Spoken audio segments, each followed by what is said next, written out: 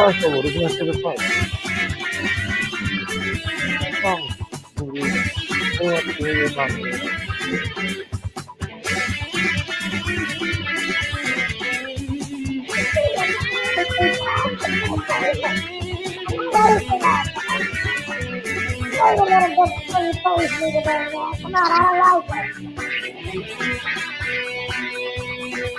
How many times I gotta tell you, Judy, man? You need to settle down. You're lucky I did it for 24 hours to save you.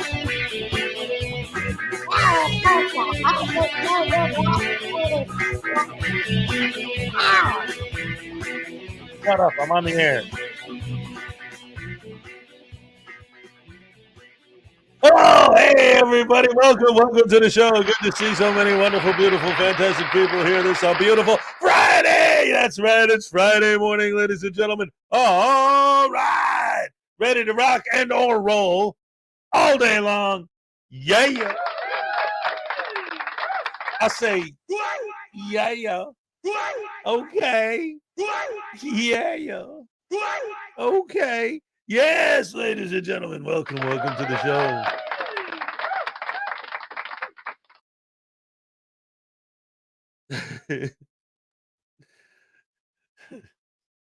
I still haven't decided if I'm going to do this or not, but screw it, I'm here. So I'm going to do it. We're live. All right. I wrote a song. I wanted to start the show today with the song. Before I do it, just a little bit of a backstory. See, I noticed I got this. You could barely even tell, probably only because I'm saying it, but I noticed I got this right here. And I was like, oh, I'm going to be on computers. And if somebody's watching on their TV and they got a big screen, they're going to see this thing on my face and it's going to be embarrassing. So instead of trying to hide it, I decided to write a song about it. It's called Pimple on My Lip Blues. Boom, boom, boom, boom, boom, boom, boom. I got a pimple on my lip, baby. And it's giving me the blues.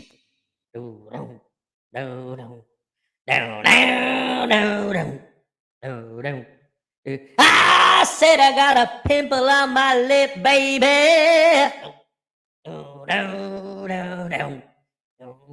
And it's giving me the blues.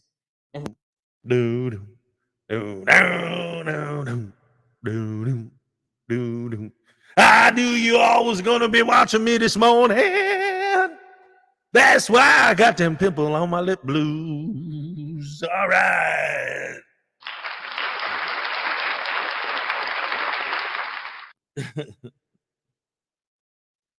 And then the second part was gonna go, there's a pimple on my lip. There's a pimple on my lip. I don't know. Anyway, thank you. Thank you. Damn close. Anyway, ladies and gentlemen, hello, welcome to the show. It's Friday. We made it through another week. We're ready for the weekend. And number one today was Mr. Mimsy Bargove LB.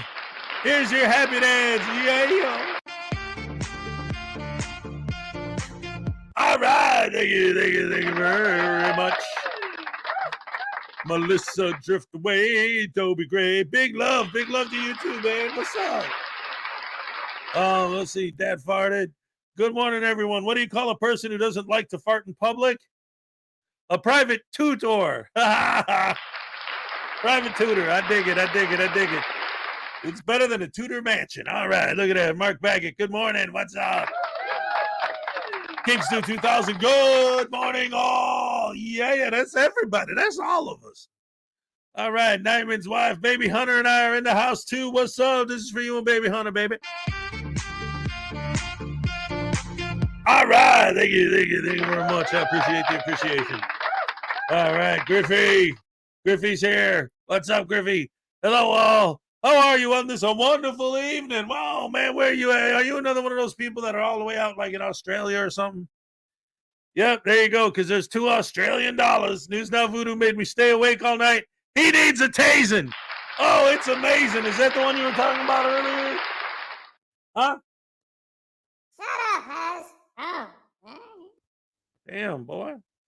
Telling me to shut up. Well, you got a tasing coming, so I hope you're ready for that, punk.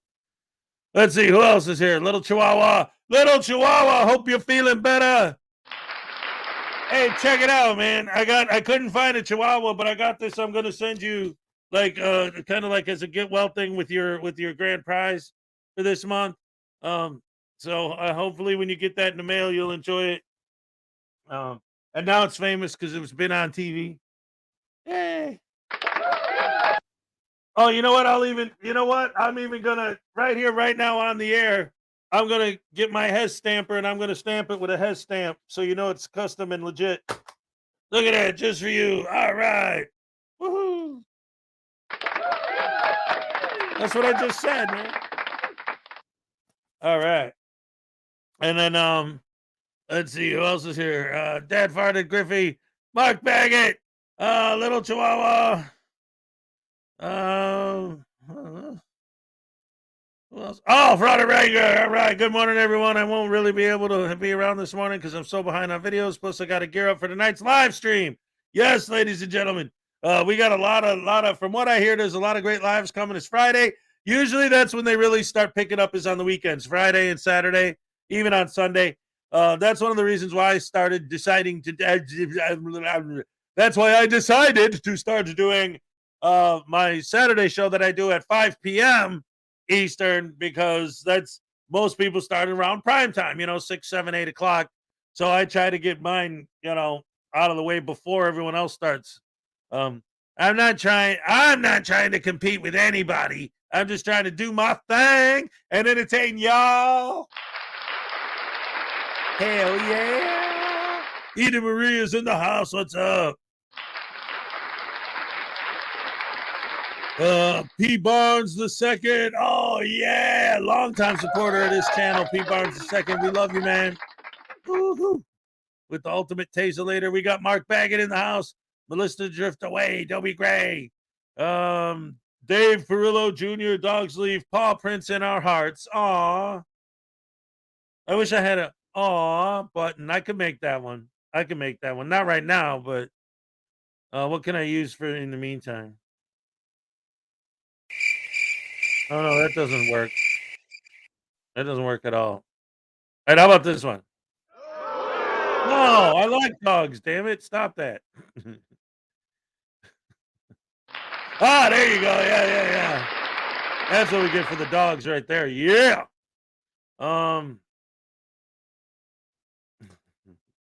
Tim Hicks is in the house. What's up, Timmy? Oh, maybe you don't like Timmy. Okay, I don't know you. Tim Hicks, welcome. Good to see you. Glad to have you on the show. Sue Bear. All right. Good morning, everybody. Good morning, Sue Bear. Always great to see you. Let's see. Frauditor Wrangler. And Anna's in the house. What's up?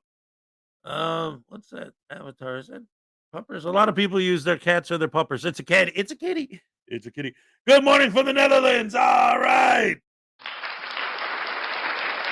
We love the Dutch. Give me a break. Come on. Stupid voodoo doll. Stop it. All right. Blackheart Knight is in the house. Oh, yeah. It's rash time, baby. $20 from Sue Bear. I thought my super chat wasn't working because voodoo. So you need to tase him today. Oh, who am I kidding? Tase him to the moon. Oh, my goodness. So now we got 2 tasings on deck. Oh, boy. When he finally gets his tasing, it's going to be amazing. He's going to be phasing in and out of reality and consciousness, dagnabbit. I'm going to tase him to the moon and back. And Anna, morning from the Netherlands. All right. Timo, good morning all. Yeah. Scott Ammo, what's up? Good morning, Hezokuai and pals. That's us. All right. Maxine Kennedy, what's up? Good to see you. Hello to you too. All right.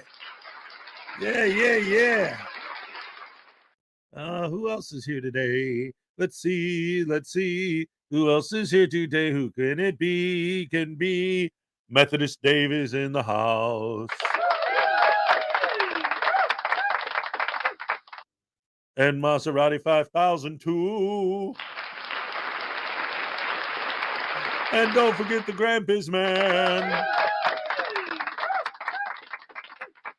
And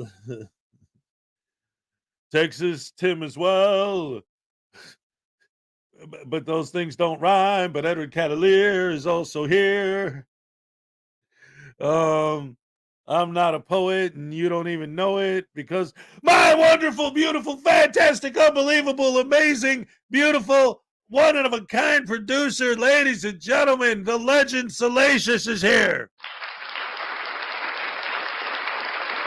Yes. All right. Gotta love Salacious all day long.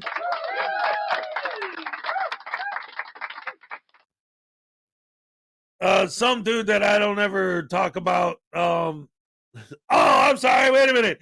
Hey, Graham Grayfeed's here from the Graham and Bob Show. All right. Big supporter of the channel. Frauditor Follies gifted 5 memberships from Griffey. Griffey, you gifted 5 memberships. Here's your happy dance. All right. Thank you so very, very, very much. Oh, my goodness. Peter K is here. Vixter T is here. Oh, no. Irish Dublin's here. This is a full house. This is great. I love you guys. Holy crap, Adela. All right, it looks like that catches me up. So let's get to the tasings. That's right. I already got 2 requests for tasings. Big ones, too, including a 20 from Sue Bear. Thank you so very much. Sorry, Voodoo, but this one's going to hurt. Bad. Dagnabbit crap hammer sandwich poop. All right, listen. Look, hey guys, look, check it out, man. Hey, remember this cute picture of me? You see how nice I am and sweet and innocent? Y'all ain't gotta do that, right? And No, turn that off. That's my pimp outfit. The people are gonna think that I'm still pimping. By the way, I don't pimp no more. But if you want to hook up with some Regan Benson or some sweet tea, just give me a call and hit me up. Hey, you know what I'm saying, Holmes? Hell yeah! Oh no, wait, I'm not pimping anymore. But once Accountability Angel gets out of prison, you know what I'm saying? Hey, she only goes on the weekends, you dig? So I can hook you up with, no. Hey, I'm an auditor. I'm going to film you whether you like it or not,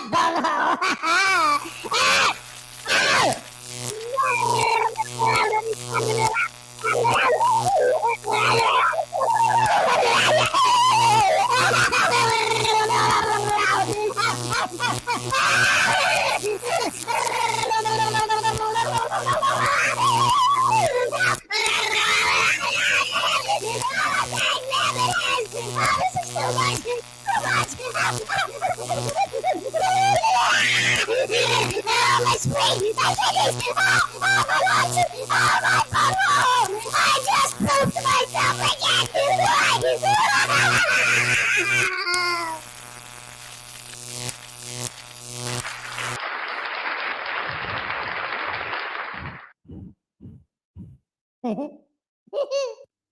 All right, ladies and gentlemen. All right. Yeah, that's a fact. Bob, what's up, Bob? Pimp bot. That's right. 5 gifted memberships from Melissa. All right. Raise your happy dance. All right. Thank you so much. Oh, my goodness gracious me. I love the support. You guys are the best fans in the world. The best fans in the world. Gamer88 is the best fan in the world. Y'all the best fans in the world. Oh, my goodness gracious me. 50 Australian dollars. Thanks for making me laugh with the News Now Voodoo Tasins. He deserves one more. Oh, all right. Oh, this is going to be great. I love it. Thank you so much. I appreciate it. Oh, every morning it's great to have you guys around. Oh, and wait a minute already? Highway Star for $5. Voodoo, since you caused all the chaos at Montreux, you need a tasing. That's right. He's the one who fired that flare gun into the air, man. And he did it on purpose, but he was aiming at the Deep Purple. He ended up getting Frank Zappa and the Mothers, but whatever. All right, let's see what we can do. Hey,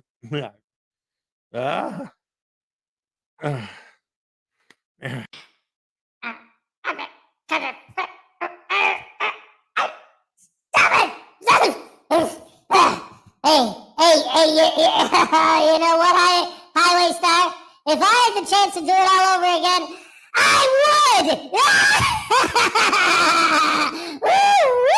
That's right, man. Hey, that ain't the only stadium I ever burned down back in the 60s, man. The 70s and all that. I'll tell you what, there was a stadium in Chicago that got burned down one day. It wasn't on the news so much, unless you lived in Chicago, because there weren't actually bands on stage at the time. Oh, wait a minute. No, I mean, I was nowhere near there. Crap, I forgot my lawyer told me not to say that. But I guess the statute of limitations, well, I'm already on parole. Ah, crap. Hey, did I tell you guys how sweet and innocent I am?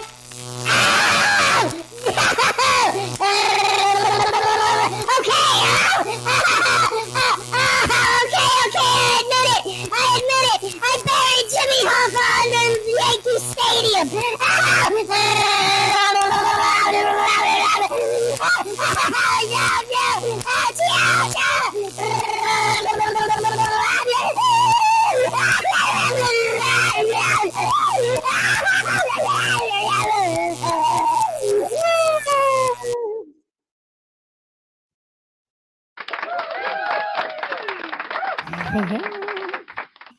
Why do birds suddenly appear over here, over there, just like me?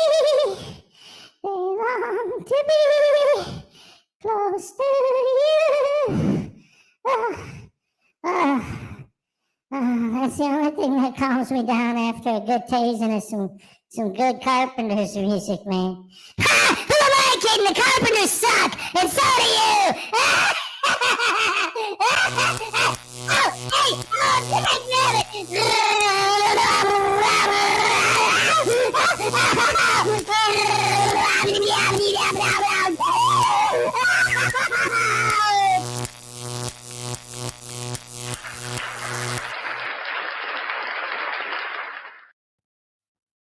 Wow, that guy's nuts, man. I'm telling you, he deserves every second of jail time he gets. Thank you guys so much for the support already. And look at Frauditor. Ram's in the house. What's up, Ram? Good to see you. All right, all right. Please, please, please, please, please don't go. Please don't go. Please, please don't go. Ah! Ah!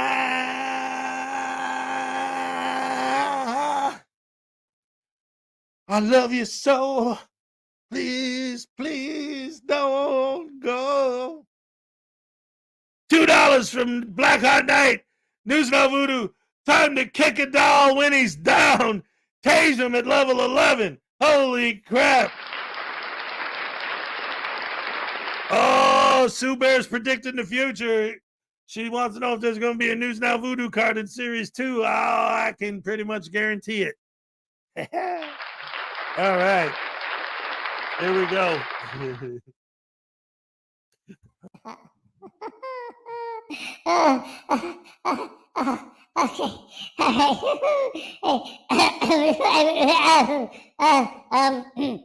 Oh boy, this is delusional over here, man. His tasings are doing something to my brain, man. I just keep thinking, ba la la la la la, dancing queen, young and sweet. Oh, put the tambourine. There's 17. How does it? No, that's not how it goes. It goes like this.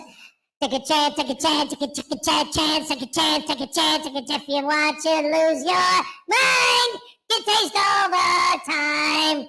And it hurts my spleen when you're tasing me. Yes, you can do your very best to make sure I'm tased. When you tase me in my spleen, I will stay amazed. Y'all gonna tase on me. Yes, it hurts, you see. Yeah, Blackheart Knight, you're a punk, baby. What you gonna do?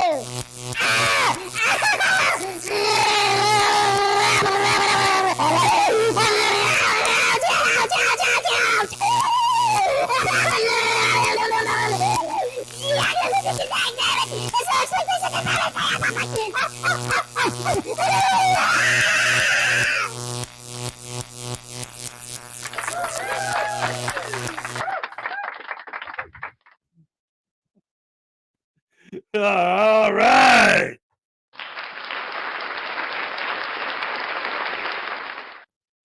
Oh, man. That guy. I don't know what his problem is. I'm so excited for the Series 2 set. I'm saving my money for that. That's awesome. Oh, I appreciate that. That's great. That's great. Oh, Richard Fulmer is, come on, Blackheart Knight, be nice. I binged your videos, so leave News Now Voodoo alone. Cova 42, what's up? Good to see you as always. Yeah, yeah. Yeah, yeah. Cast Graphics is in the house. Taser Chunkies. Yeah, my fans love watching them. News Now Voodoo hates the Carpenters. He's an Osmonds fan. I know. I that's why I'm saying I think he's losing it. Or maybe he was being sarcastic. I don't know. There's something wrong with that kid. His brain ain't working right. Maybe you got to taste one too many times. Or not enough times. You got to taste some sense back into him. All right. That being said, ladies and gentlemen, hello, welcome. It's Friday, and welcome to the show. It's time to get this starty parted, and this party started, and the so sometimes things, I'll think of something to say, and then I'll think I'm on the air.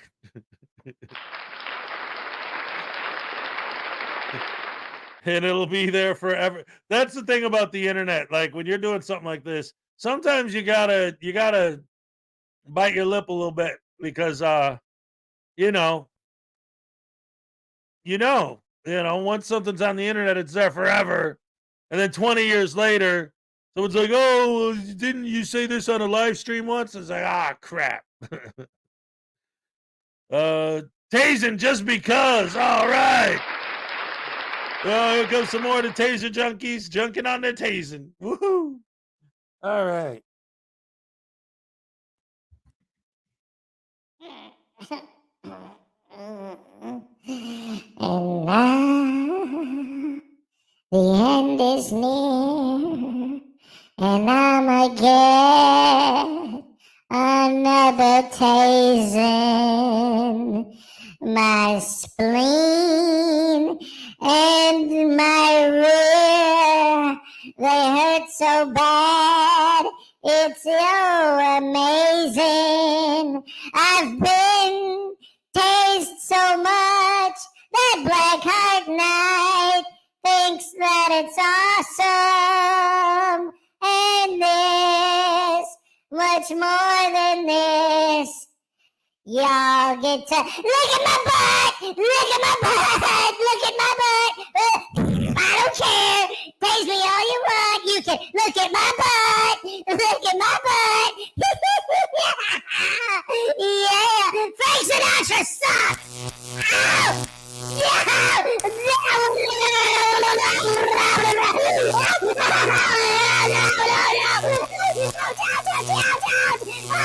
all right, it's Frank's world and we just live in it.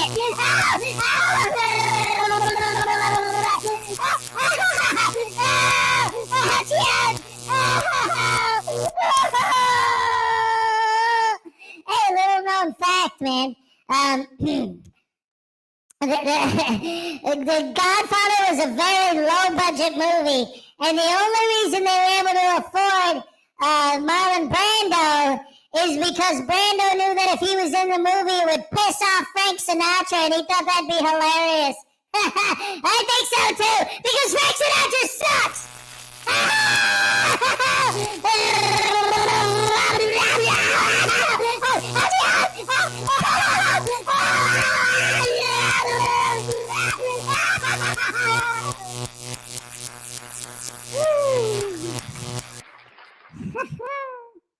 All right. Flower Power is in the house.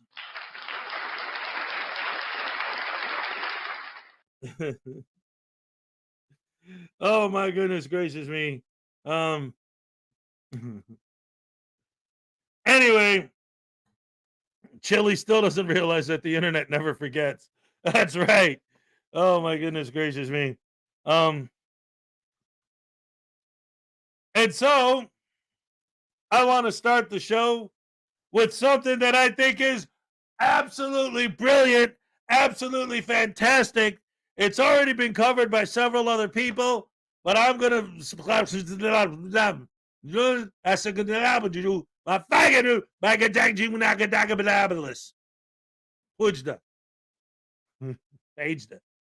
blasphemy. That's right. I'm sorry. I apologize. What I was trying to say before I got tongue-tied and twisted, just an earthbound misfit eye, is that I got $2 from Highway Star. All right. Remember Funky Claude? He almost died because of you. Yeah, but did he do the funky chicken?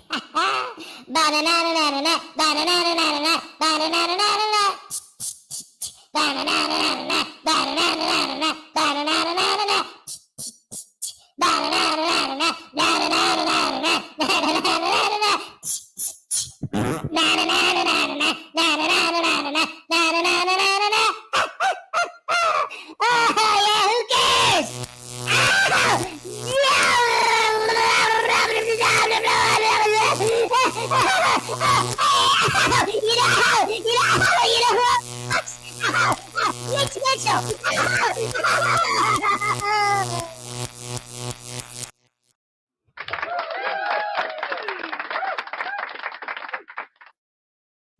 Kid's got a bad mouth. That kid's got a bad mouth, man. He talks a lot of trash. Mitch Mitchell. Where'd that come from? Are you thinking about Billy Mitchell? That idiot. He's in so much trouble right now. I actually made fun of him in one of my previous videos. Billy Mitchell. That guy. And it's kind of funny because I made fun of him, in a video like a year ago. And now he's getting a deposition and he's getting in trouble. It's like, I knew it back then. Whatever. And so... Oh, thank you, Edie Marie. All right.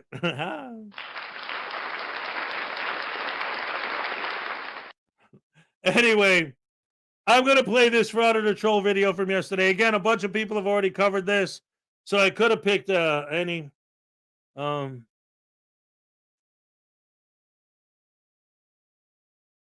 Mushrooms. Uh-oh. Salacious, have you been eating mushrooms? The hell? No, man. I wouldn't know. The show wouldn't be like this if that was the deal. If I did that, I'd be like this right now.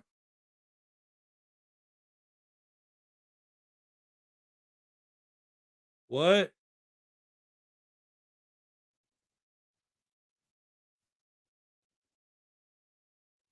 Wow. Wait. Oh. Oh.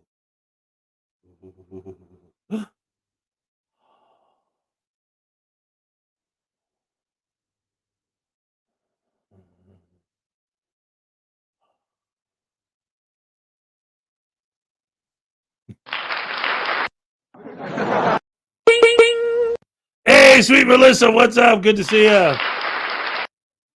Welcome to the show. All right, anyway, back to the show. So what's going on? What's up? What's happening? What's doing? What's doing, babe? So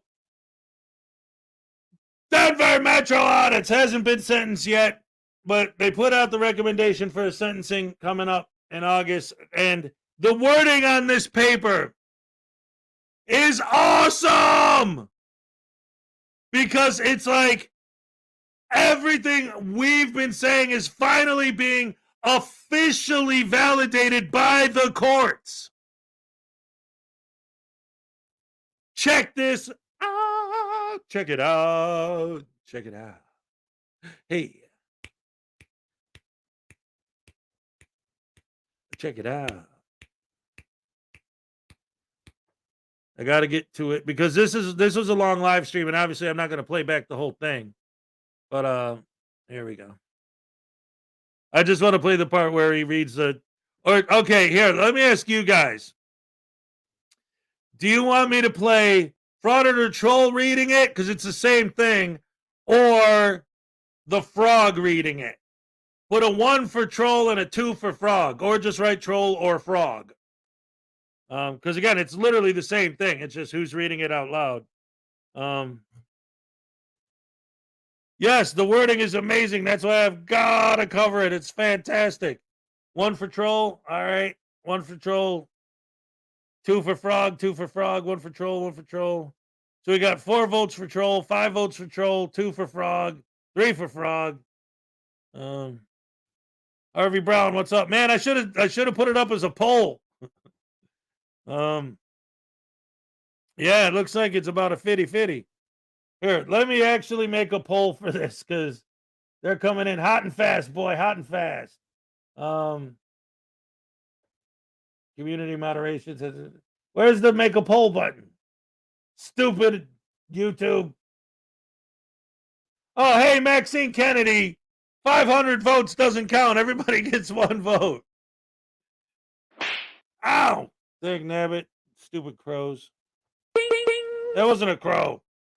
Oh, crap! Sorry. They do that sometimes. Yeah. Awesome. All right. It looks like we're gonna go with the frog. All right. So let me pull up the frog's version of this video. Yeah, baby. Yeah, yeah. Because that's how we gonna do it. There ain't nothing else to it.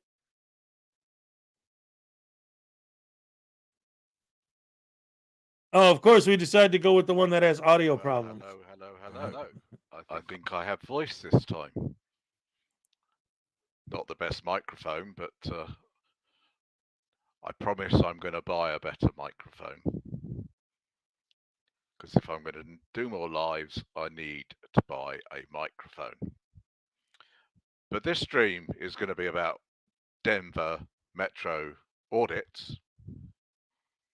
But as I didn't have any voice on my last stream, I thought I'd start with the news of the day, which obviously was the judgment in Chile's Ohio case.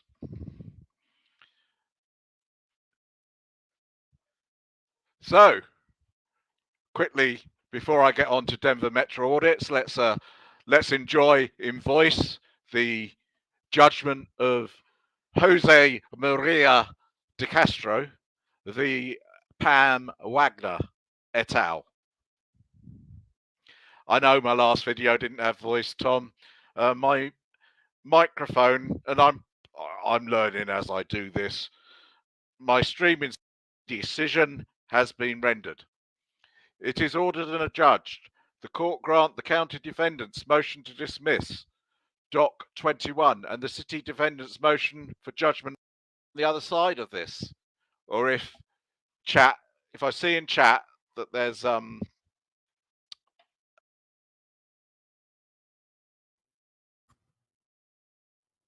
Okay.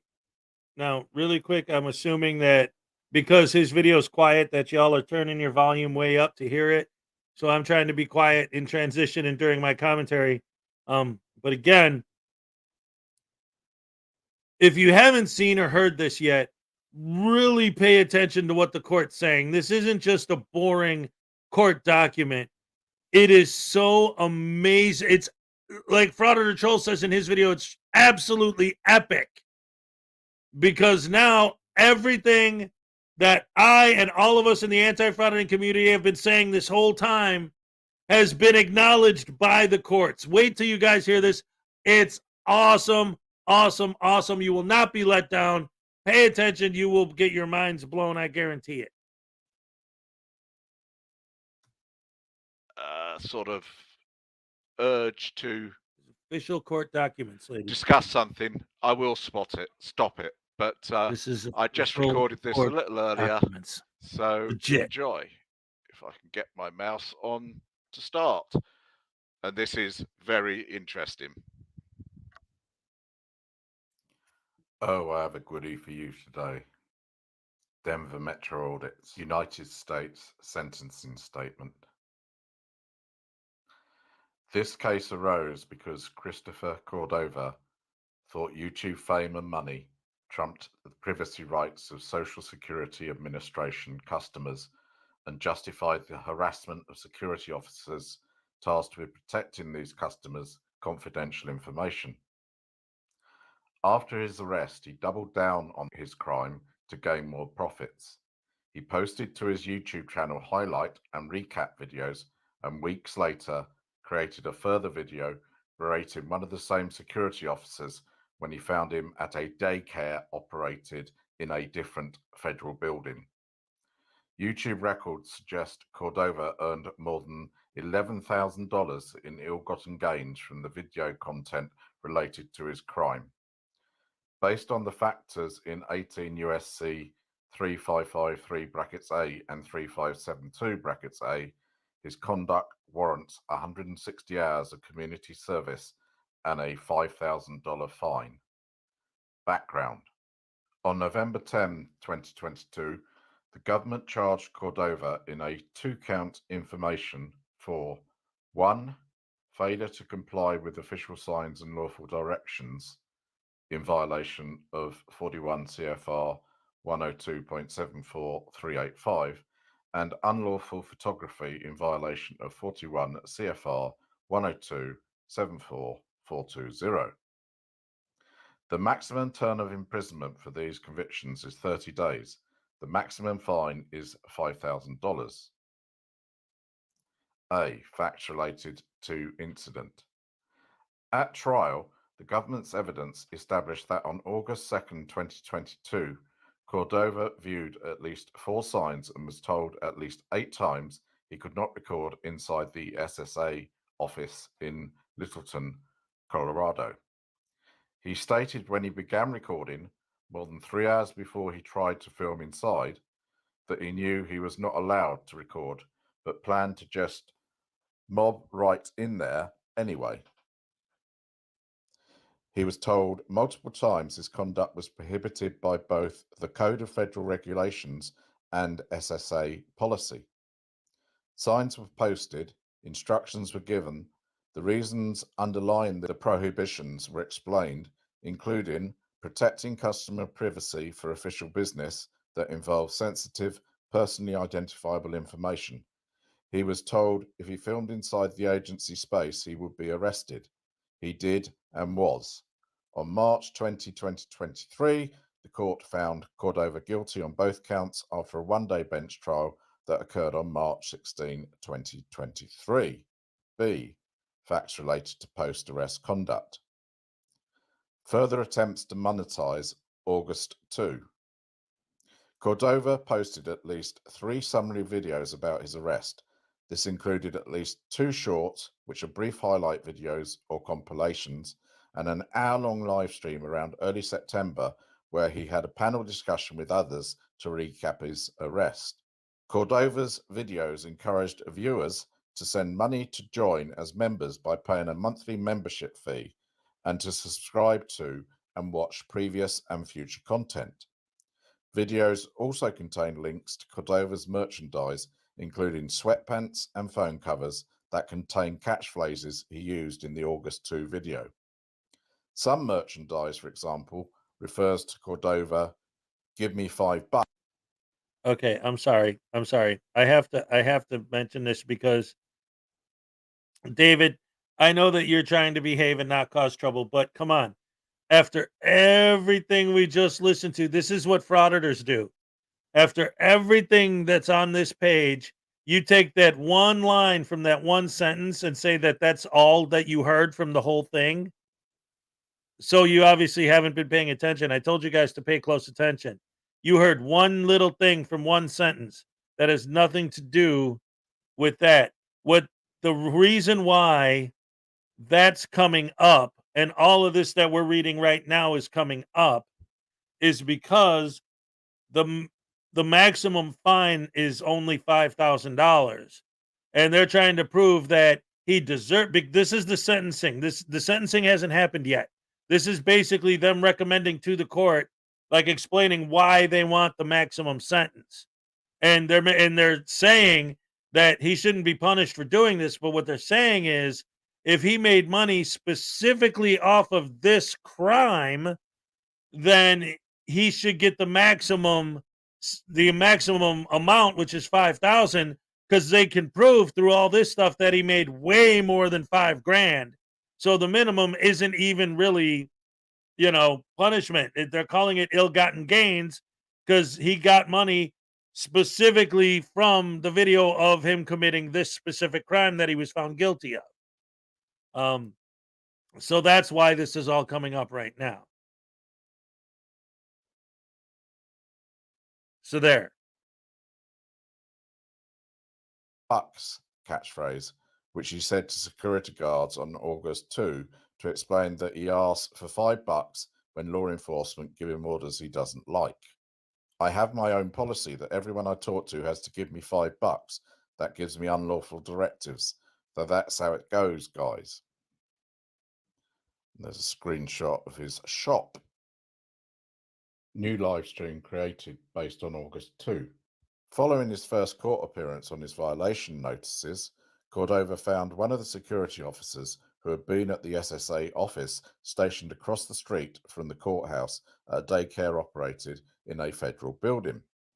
As parents dropped off children, Cordova live-streamed himself for 20 minutes, yelling from outside the door at the officer based on his orders to arrest, such as the following.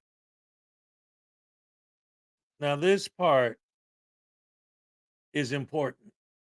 All of it's important because the way that they roast them and tear them apart, and the very first sentence of this was, "Hey, Christopher Cordova went into a building and thought that his filming was more important than the rights of our customers, right?" And all that, blah blah blah. But anyway, now they're about to get in one of the videos that it absolutely appalled me when I saw it, and now they're talking about it, which is beautiful.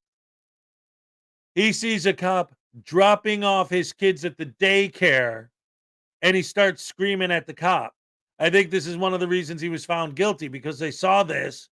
And again, well, what does that have to do with his arrest at the other place? Because it was one of the cops that arrested him. So now he sees him just outside living his life, dropping his kids off at daycare. And he's going to start screaming at him. And what does he say? They quoted the whole thing in this paper. Freaking idiot. Who you going to call on me, bud? Ghostbusters? You can't do nothing, man. You don't have authority. Remember we talked about that. You can't touch us, bud. What you're doing right there is all you're allowed to do. Observe and report. You freaking clown. You're a disgrace, man. You're a psychopath narcissist, and you shouldn't have any authority over any other human. You clown. You're a coward in a clown suit. You piece of crap. That's what you are, bro. You're a disgrace. You're the biggest piece of shit I've ever met in my whole life, bro. Since I've been doing this. Literally. You're the biggest piece of shit I've ever met since I've been doing this, you freaking idiot. You're a piece of shit, bud. That's what you are. You're a coward in a clown suit, you piece of shit. That's all you are, is a little bitch-ass piece of shit. Pussy. You're a fucking pussy, bitch. Fuck you. You ain't gonna do shit. Idiot. Fucking idiot. Sorry, guys. I don't like getting that mad, but I can't stand this guy. Money earned from August 2 related content. Records obtained from Google. Sorry, I just pause it there because I'm going to say Denver Metro Audits. Sorry, guys. I don't like getting that mad, but I can't stand you guy. Thank you. Sorry, I can't stand him. Show that Cordova earned over $700 in earnings attributable to the unique web page of the August 2 video, and over $11,000 from his YouTube channel in the months while he continued to post content related to August 2. And there's a chart. So we got earnings from the 2nd of August video. In August, $625.75, September $26.79, October $23, November $18.78, and December $12.97, totaling $707.28. And the total earnings from his YouTube channel, and listen to these figures, people. In August, $2,718.78. In September, $1,630.23. October, $1,874.04. November, $2,133.99. And December, $3,223.69, totaling $11,580.73. Revenues earned by Cordova were visible to him in real time during the live stream feed. As one example, YouTube allowed Cordova to enable super chats, where users could fund Cordova and get their comments and donation amounts posted prominently in the live chat replay. Throughout the live stream, Cordova reminded viewers to support his work by transferring money to him directly on YouTube or through his Cash App, PayPal, and Venmo accounts.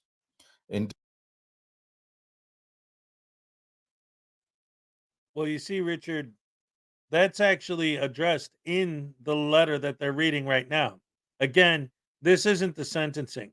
This is the basically trying to explain to the judge why they think he deserves the maximum sentence. And one of the things that's coming up, it is addressed in this letter. You're going to hear it.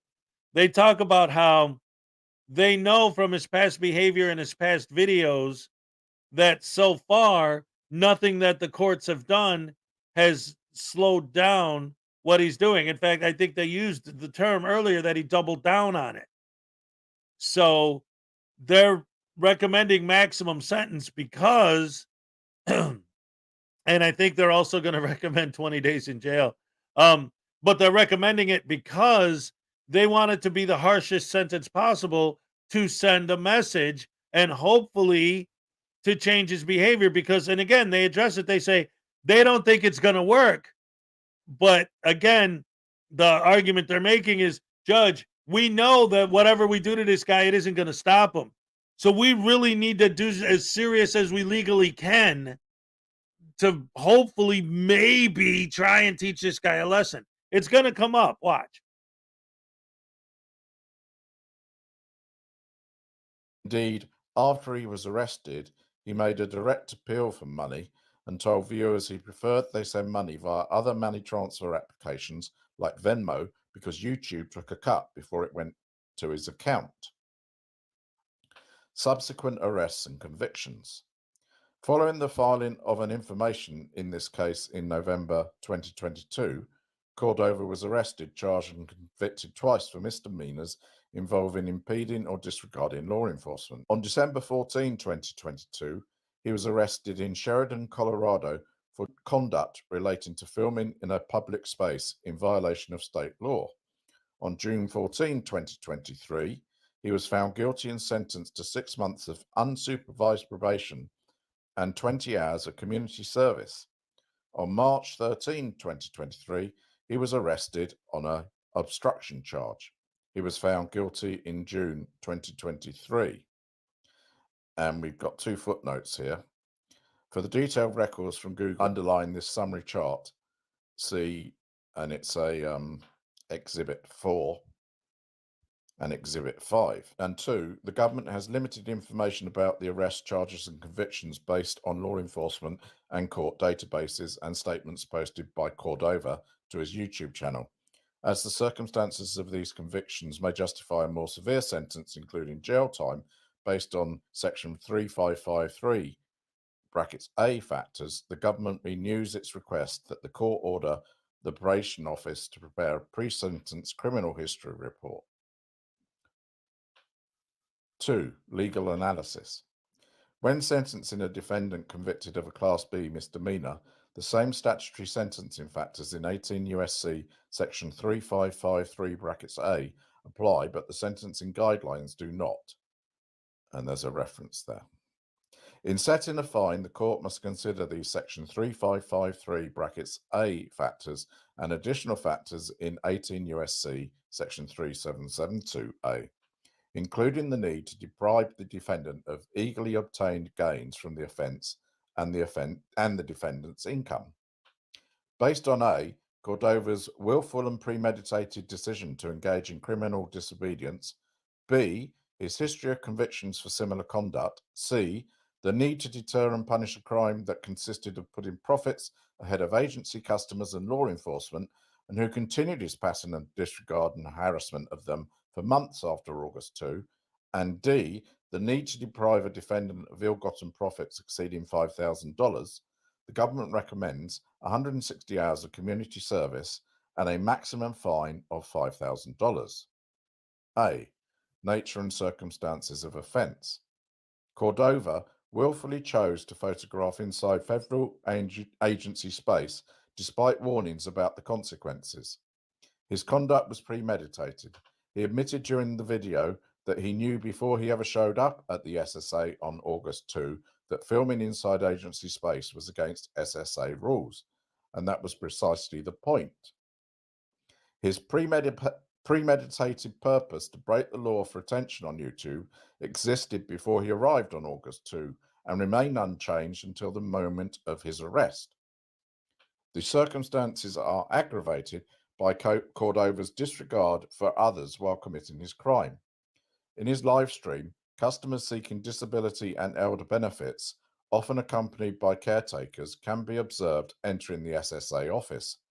Several customers directly complained to Cordova about his filming. Others complained to the SSA. Cordova's actions showed no regard to those customers, and his disrespect for every security officer whose job was to ensure that these customers' private and sensitive information was protected while accessing government services. While the willful nature of the violation supports jail time, I'm going to rewind that part. Now remember, this is just a recommendation, but this is an official court customers document. seeking So it has been stated in an official court circumstances are document. aggravated by Cordova's disregard for others while committing his crime. In his live stream, customers seeking disability and elder benefits, often accompanied by caretakers, can be observed entering the SSA office. Several customers directly complained to Cordova about his filming. Others complained to the SSA. Cordova's actions showed no regard to those customers, and his disrespect for every security officer whose job was to ensure that these customers' private and sensitive information was protected while accessing government services.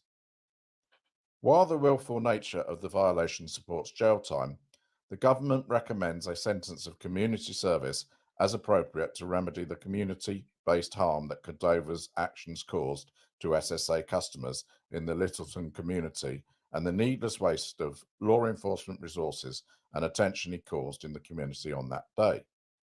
B. History and characteristics of defendant. Cordova's post-arrest conduct also is an aggravating factor for sentencing. Far from being deterred from his arrest in this case, he was emboldened and established by his subsequent arrests for similar conduct, his later harassment of one of the security officers present on August 2, consistent with the pattern observed in his August 2 livestream. Cordova showed little regard for those affected by his actions, such as parents dropping off children at the daycare. His decision to create recap videos where he expresses that his arrest for a crime is something to celebrate rather than to learn from. Repeatedly, Cordova has elevated his own interests over others and the law. The court should consider his pattern in imposing a 20-day sentence and maximum fine. Purposes of sentencing. Because Cordova has been willing to disrespect the law if it comes with profit, was not deterred by his arrest, and has multiple convictions for similar petty crimes, a near maximum sentence is needed to provide deterrence, restore respect for the law, and mete out just punishment to Cordova. Deterrence. Cordova's post-arrest conduct and convictions for similar conduct show that an arrest or conviction alone will not provide specific deterrence, and that a meaningful sentence is needed. As to general deterrence, it is clear in Cordova's video that there is a community of other YouTube users he follows and who follow him that are watching to see what sentence the court imposes and whether they should take similar actions. To this end, Cordova recently appeared on a YouTube video with another YouTube user discussing all three of his recent convictions and stating that he is awaiting his federal sentencing hearing in August. The court's sentence needs to send a message of general deterrence that the profits that can be earned from crime-related content are not worth the costs. Respect.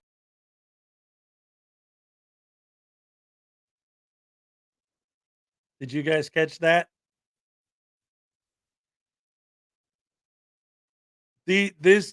Whoever wrote this knows exactly what's going on with these idiots. What did he just say in that last paragraph? We know that his followers are going to look at his sentence, they're going to watch it closely, and if he gets, like, they know the pattern, they know the deal, they know what's up. The court sentence needs to send a message of general deterrence that the profits that can be earned from crime-related content are not worth the cost. They know exactly what's going on. I love this. I love this. Again, and somebody said it earlier in the chat, realistically, this probably won't deter him or his fans, but that's exactly what they're saying here. They know that. They're expecting that. and they're trying to do whatever they. And this is why this just supports everything about my argument, including the idea that they keep doing what they're doing. They're not going to make this country more free. They're going to make it less free. They're not going to increase our rights. They're going to decrease them because the courts are going to give them the max. Maybe, hopefully, they give them the maximum sentence. But that's just going to make this stuff happen even more until they're going to have to change the laws to increase the sentencing for that sort of thing, limit our rights even more. That's what's actually going to happen. You should have been here an hour ago.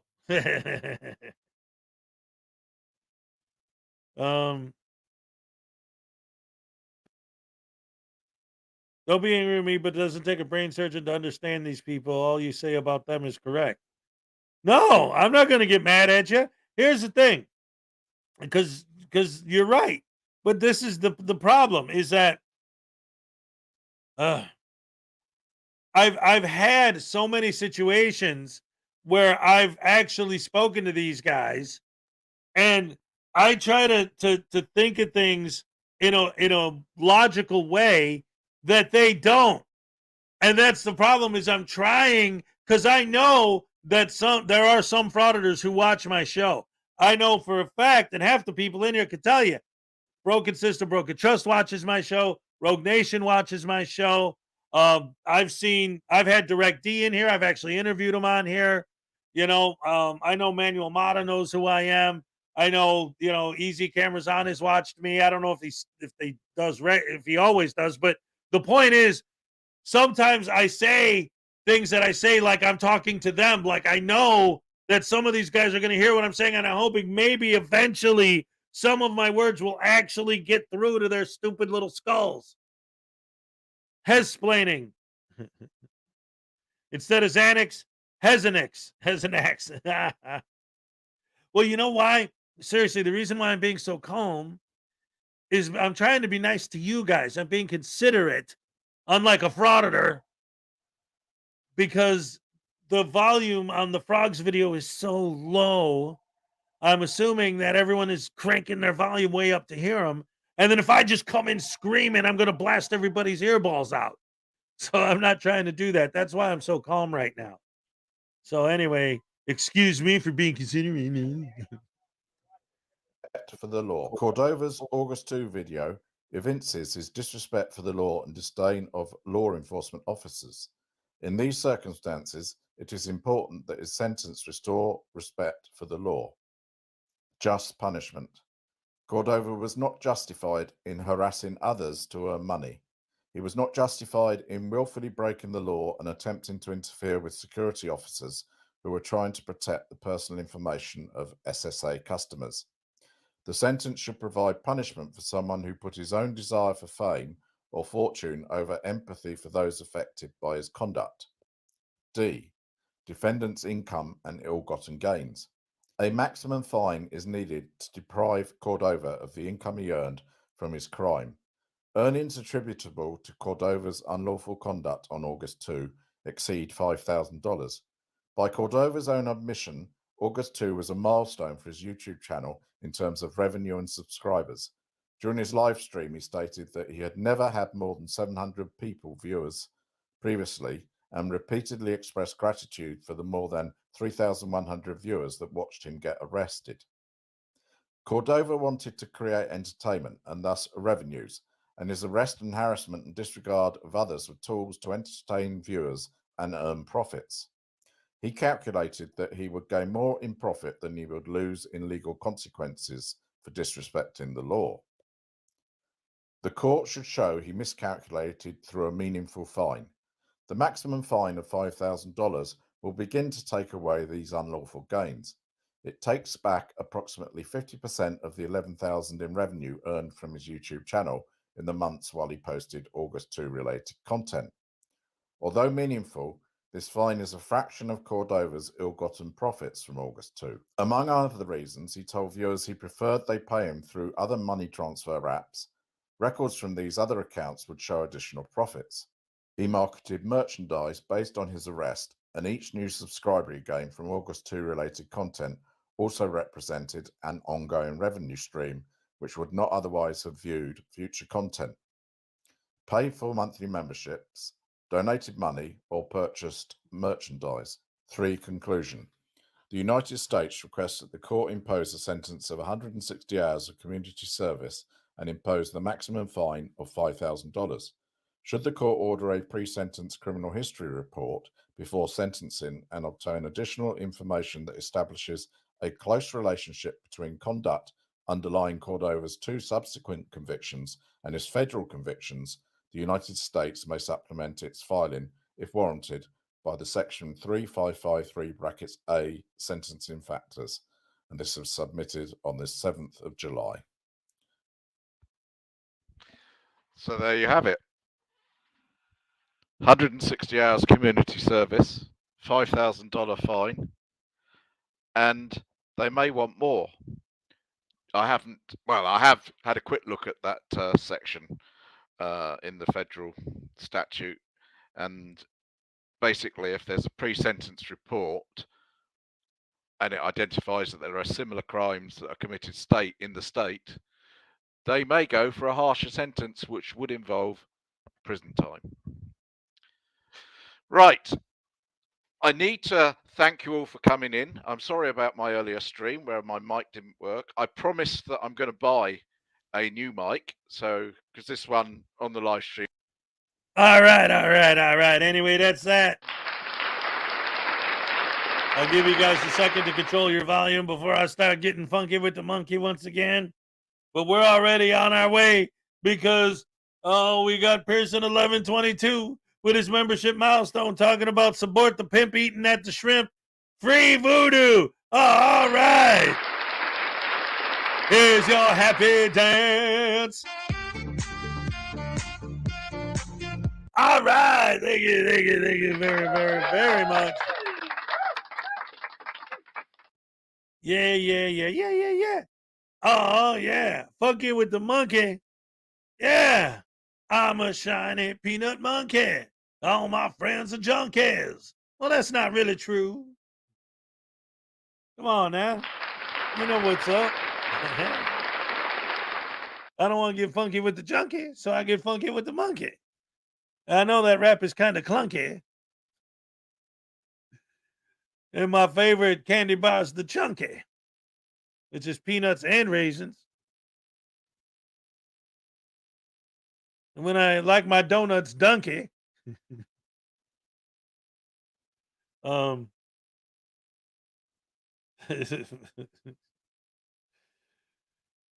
sometimes my teeth get kind of gunky, and that's when I brush them. And y'all know I'm really hunky. See that? I can do the thing with the chest.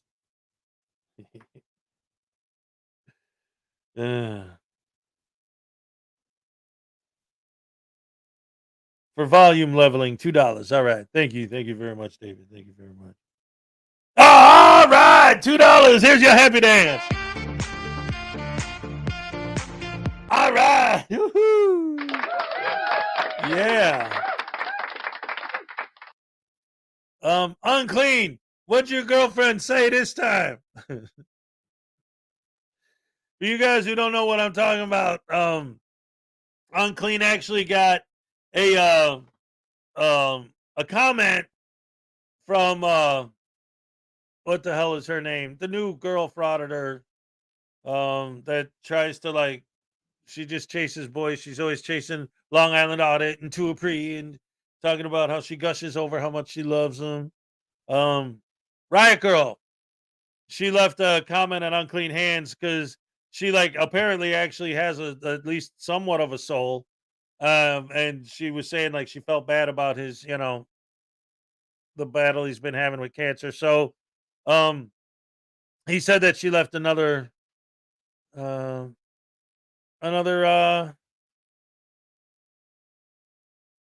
she was very nice. What you wouldn't believe is who emailed me. Oh, who emailed you? That's interesting. I don't know.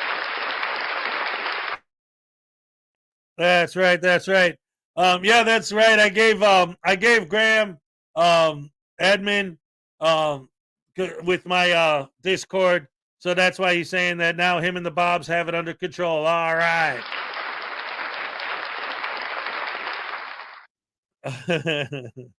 Yeah.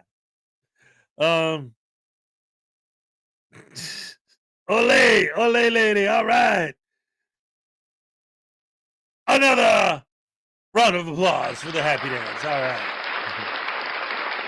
You know what? I like the happy dance so much. I think I'm going to throw one out there right now just to do it. Here we go. All right. That's for fun. This is for Friday. All right. And this is for all y'all. Okay. All right. Dig it, dig it, dig it the most. All right. I have opinions, but I keep them to myself. It's safer that way. Thank you. Why do people spend so much time on YouTube discussing shit on Discord? Well, I don't. I'm just explaining that I don't even know what the hell's going on with Discord half of the time. I just, like I said, I just get my DMs and I answer them. I was just trying to say if anyone wants to get in touch with me, you could either email me or if you send me a direct message on Discord, I'll get it. Any other method, including other methods in Discord other than direct message, I have no idea. I don't know what the hell's going on with that. That's the only reason I mentioned it.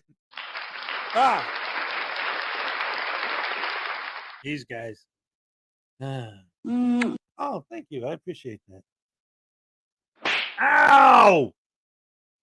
Man. These people can get mean sometimes. Aaron Burr sung a song about talking less.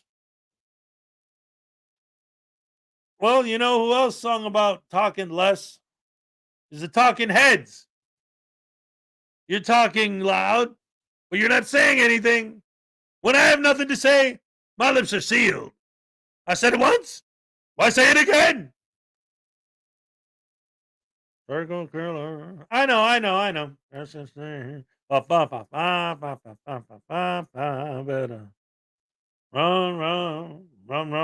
away. Oh yeah. You know what? I love there's a Talking Heads song called Found a Job. And it's crazy because it's a song that came out in the 80s. And YouTube specifically has made what he says in that song very much a reality. It's like every single one of us content creators are basically like what he was talking about in that song. It's like damn that television, such a bad picture. Don't get upset. I don't know why you even bother.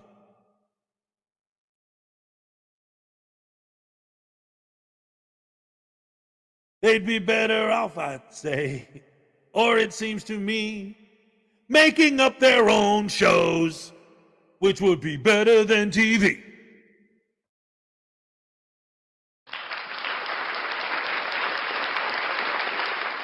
Anyway.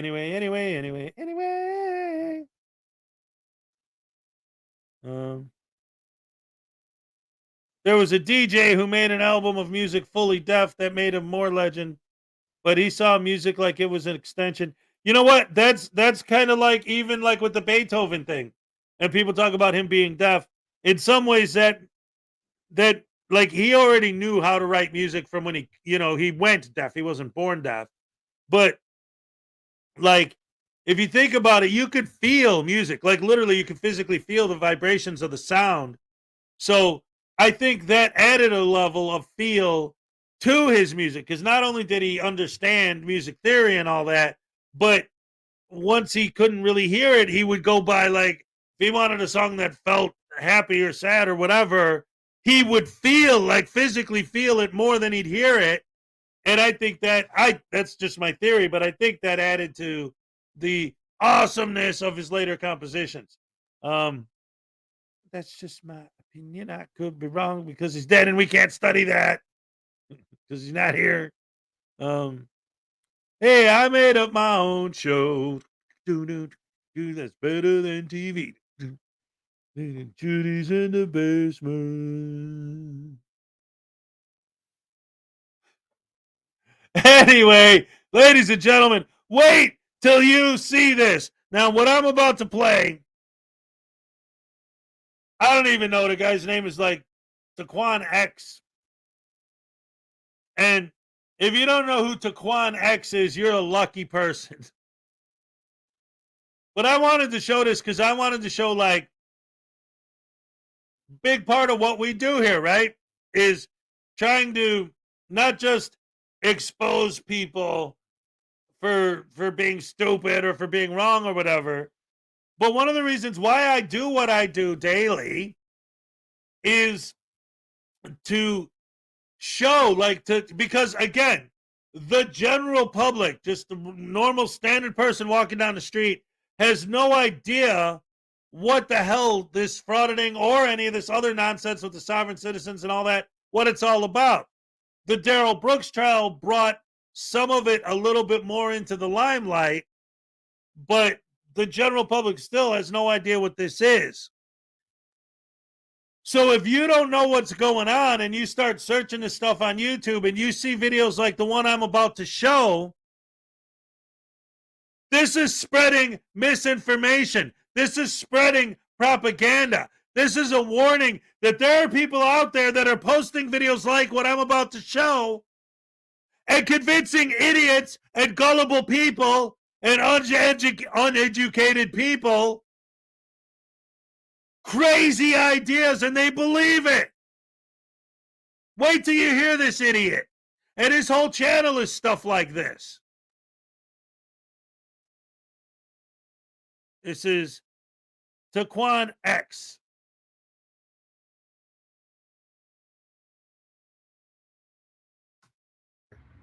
I'm out and about tonight. Now look, so a lot of people was asking in the comments, right? I was looking at Facebook and they looking at my video and all that. So people were saying, "Oh, what if you get in an accident and smash into my car and I'm stuck with the bill?" Now check this out. You went to go get the license, which is for commercial reasons only. You register your corporation, which would be a vehicle. You insured the vehicle amongst the corporation. So why would I have to pay for your car that I crashed up? And I know it sounds crazy, but when people don't understand, literally every car that I see on this expressway is commercial drivers. You might not know you're a commercial driver. You might not know that you are an actual corporation, but you are a corporation. And corporation must have insurance for liability. Do y'all know, like, Walmart is a corporation? I'm gonna give y'all an example. When you go into Walmart, if you was to walk over, like, say if you stepped over some water, you slipped and broke your back, that is a lawsuit. So the corporations take all liability because you registered to be a corporation. Now, I know a lot of you guys probably have some bad kids. Y'all might have kids and y'all children accidentally drop a vase in Walmart.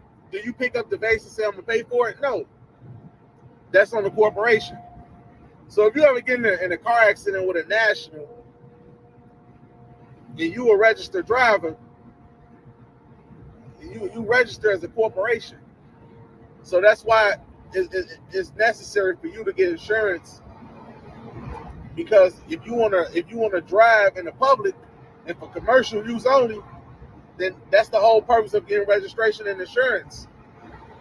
If I was to ever get in a car accident with someone without registration, they were traveling like me, I wouldn't have no problem giving my fellow traveler $10,000 in cash and make sure he get a tow home.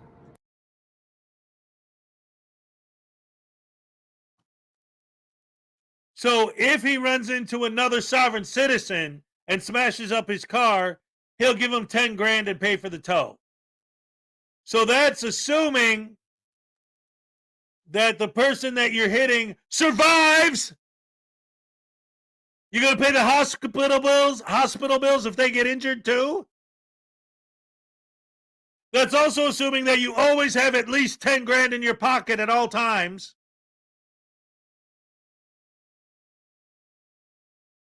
Ah!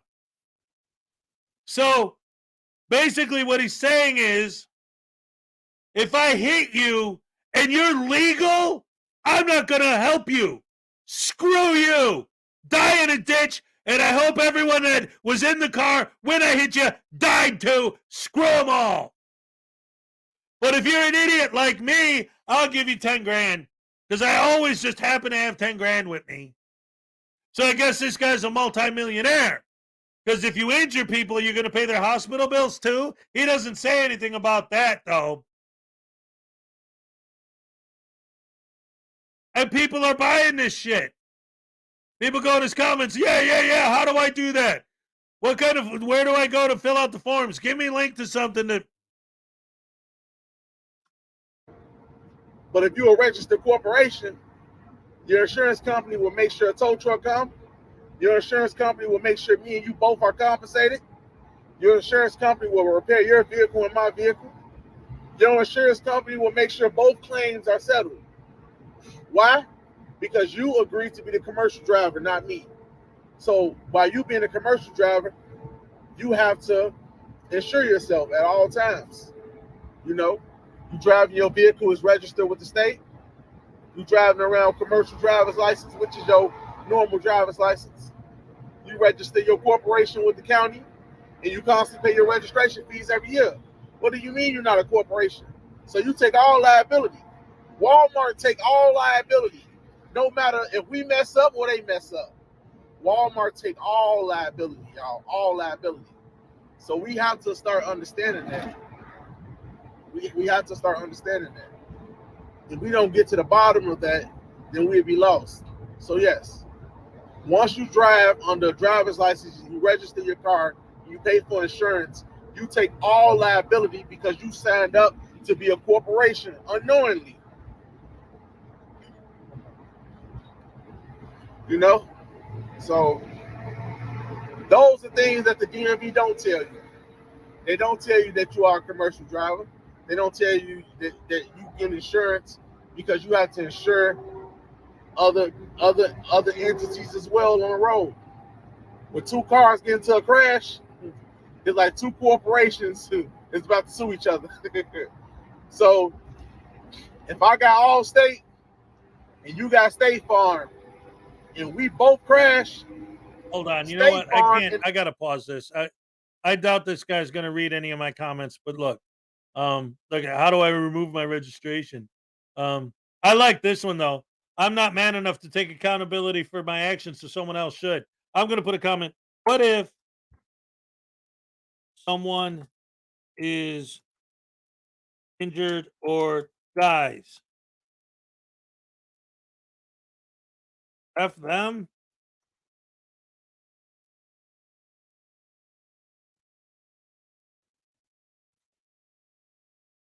How about even if they are a quote traveler, can you afford to pay their hospital bills or for their funeral?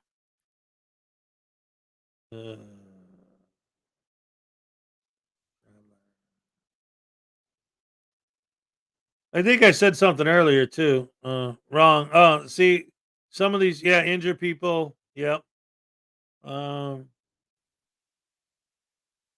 Walmart analogy was crazy on point. He loved that reply. Let's see. No update from whatever. Allstate are both liable, not y'all. But since y'all a corporation, they all come out of the insurance. That's the difference between driving under a driver's license and registration insurance versus traveling. I'm traveling as a free man. I'm not a registered corporation. I take no liability. I take no liability at all unless I go into a fellow traveler and we accidentally crash into each other, the chances of that is 1 in 100,000. So I don't think it's possible. So if you're driving with a driver's license, you crash into a right to travel car, you crash into my car, and you got insurance, I will sue you for every dime. If I crash into your car, your insurance company must pay. You see how that works? That's just like I go in Walmart, I slipped on the floor. Walmart will pay. If my kid go in Walmart and break the glass to like a cup, Walmart is responsible for my child breaking the glass. Therefore, Walmart will not charge me for breaking the glass. Because I know many of y'all kids broke things in stores and y'all didn't pay for it. Y'all just went to the next aisle. You get what I'm saying? Yeah, So be careful you're with signing yourself encouraging up for a criminal corporation, behavior and because scumbaggery. corporations take all liability. But of course, it's under the strongman name. But the way y'all corporations are limited liability companies. So, you know, a company like Apple or something like that, they driving their cars commercially. So they protected under the corporation. So a limited liability company, you liable as a person for all the debt, for all the injuries that you might cause. So if you get in a car crash and you don't have insurance and you got a driver's license, oh my God. You got to pay me. You got to pay the state because of what you're doing. You have committed great sins to the world of commerce. You have committed great sins. You know? And I'm just a free traveler, man in my business. And guess what? We drive way better than people with driver's license. People with no driver's license drive better than people with driver's license. People with driver's license just got a government issue ID with their name and face on it. I don't have no license and I drive very well. I'm really thinking about driving trucks, y'all, real soon. That's what I want to do. I want to start driving trucks just for the fun of it. You know, I got a passion for driving, but not like that. I really don't want to do it. I just want to, bust a couple trips with it or something like that. That's all I got to say, family. I'm out. Peace and love. All right.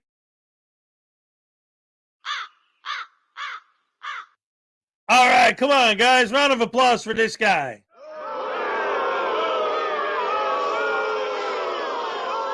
Actually, I tend to agree on that one. This guy, see, scumbags like this. Well, but yes, Katie said, but then he would follow the rules of being a commercial driver, see? Because then by his rationale, he'd be choosing to drive commercial. But the point is, the whole point of that video was to explain why you don't need car insurance. Because if he actually smashed into somebody and they had car insurance, he wouldn't pay because the insurance would pay. So screw him. And if somebody dies, well, let him die. Who cares? But what was his excuse for that at the end? I'm too good of a driver to ever kill somebody. Really? That's how it works. You're just that good. Right. Every single person who was ever in a car accident in the history of the world was a horrible driver. No good driver ever got in a car accident. I don't know, man. I don't know if I could believe that one. Who would you say are the best car drivers literally in the world? Race car drivers, maybe? How often do you see accidents with race cars? Literally the best drivers in the world. Yeah. Chile uses that excuse too. Everybody thinks they're the best driver and nobody else can drive. Yes, exactly. Things happen. What if you hit some black ice? Anything. It's called an accident for a reason. Yes, sometimes it's an accident. And if somebody gets hurt or killed, screw them. Oh, well, if I have to, if they're a sovereign citizen like me, then maybe I'll give them 10 grand. Okay, first of all, that's assuming you have 10 grand on you. Second, what if somebody dies or needs hospital bills paid? Good morning, my peeps, you heard? Yeah. Ladies and gentlemen, boys and girls, thanks to Paul Cohen, it is now time for the Frauditor Eli song.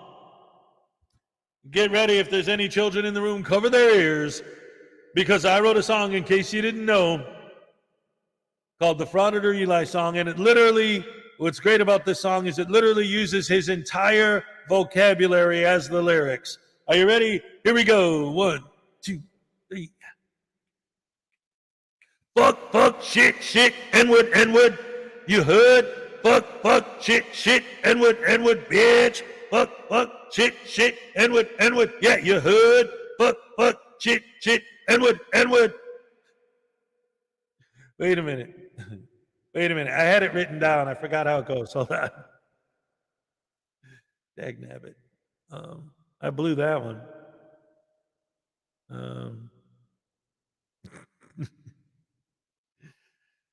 Where is it? I know it's in here. Oh, here it is. Here it is. Fuck, fuck, shit, shit, N-word, N-word, my peeps, my peeps. Fuck, fuck, shit, shit, N-word, N-word, my peeps. You heard? Fuck, fuck, shit, shit, N-word, N-word, my peeps, my peeps. Fuck, fuck, shit, shit, N-word, N-word, my peeps. You heard?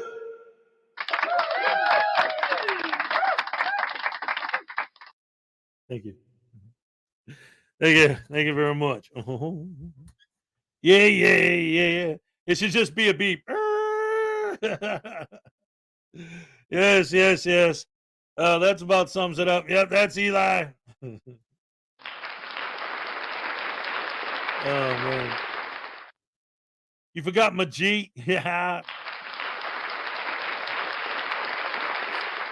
Hey, it's Friday. It's Friday. We're having fun on Friday.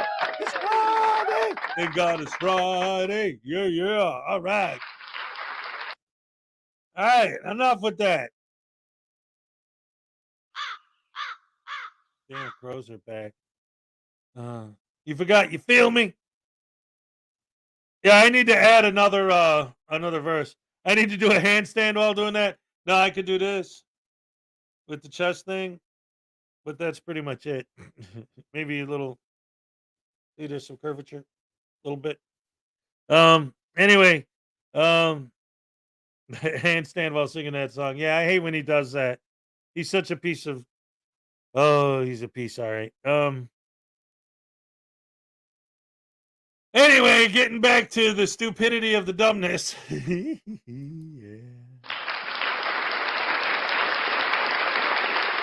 So there's this channel called Top 5 Audits. Frauditor Ram covered them yesterday, and I'm going to show Ram's video. And this is extremely interesting to me because this guy, he what this guy does is he puts these compilations together. Top 5 Audits is celebrating auditors, and he puts these compilations together where he picks different auditors and does different kinds of compilations celebrating them. Well, this particular compilation that Ram covered is one where it's specifically random people on the street or people who are at work that are being audited. And I love this because it really shows, it illustrates one of my biggest arguments, okay? Because all of these guys love to say all of this stuff about, well, except for, like Silence Boy, who just straight up admits that he just harasses people on the street for money. Like, literally, that's what he does. He knows that's what he does, and he doesn't care because he's getting paid. But most of them always make these excuses, right? They go into a building, and if it's a public building, a limited public forum, but of course they don't differentiate.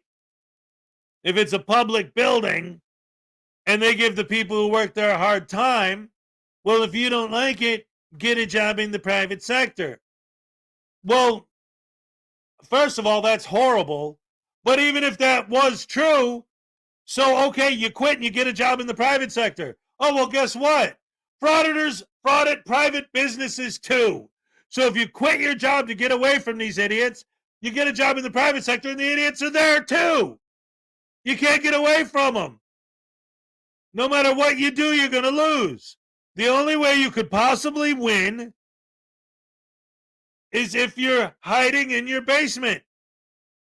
If you leave your house, if you're in your house with the windows open, they're going to film you through the window because they're on the sidewalk. And if you leave your house, they're going to film you because you're out in public. Stay out of public if you don't want to be filmed. If you go to work, well, I could film you at work because I'm on the sidewalk. And if you work for the government, I can film you at work because you work for the government. No matter what you do, you got one of these idiots filming you. Bunch of identity thefts and perverts and weirdos. Who knows what the hell they're doing with that footage? Even, I'll tell you what, think about it. Even the ones who say, I'm not doing any of that stuff. I'm just posting the stuff on the internet. While they're watching the videos, while they're editing the videos, while they're home alone. And there's girls in their videos or boys or whatever they're into.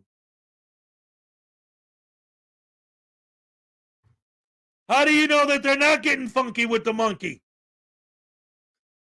How do you know they're not getting polishing their helmets? How do you know that they're not rubbing beans? I could see Riot Girl doing that to a pre-video or a Long Island Audit video. Like you see these people filming, and especially like when there's kids or like girls in bathing suits and stuff like that. Like, well, how do we know that this guy isn't a pervert? And he'll say, oh, I'm not doing it because I'm a pervert because I posted on YouTube. Well, just because you posted it doesn't mean you don't still have a copy of it on your hard drive. It doesn't mean that you can't turn it off and get funky with your monkey later.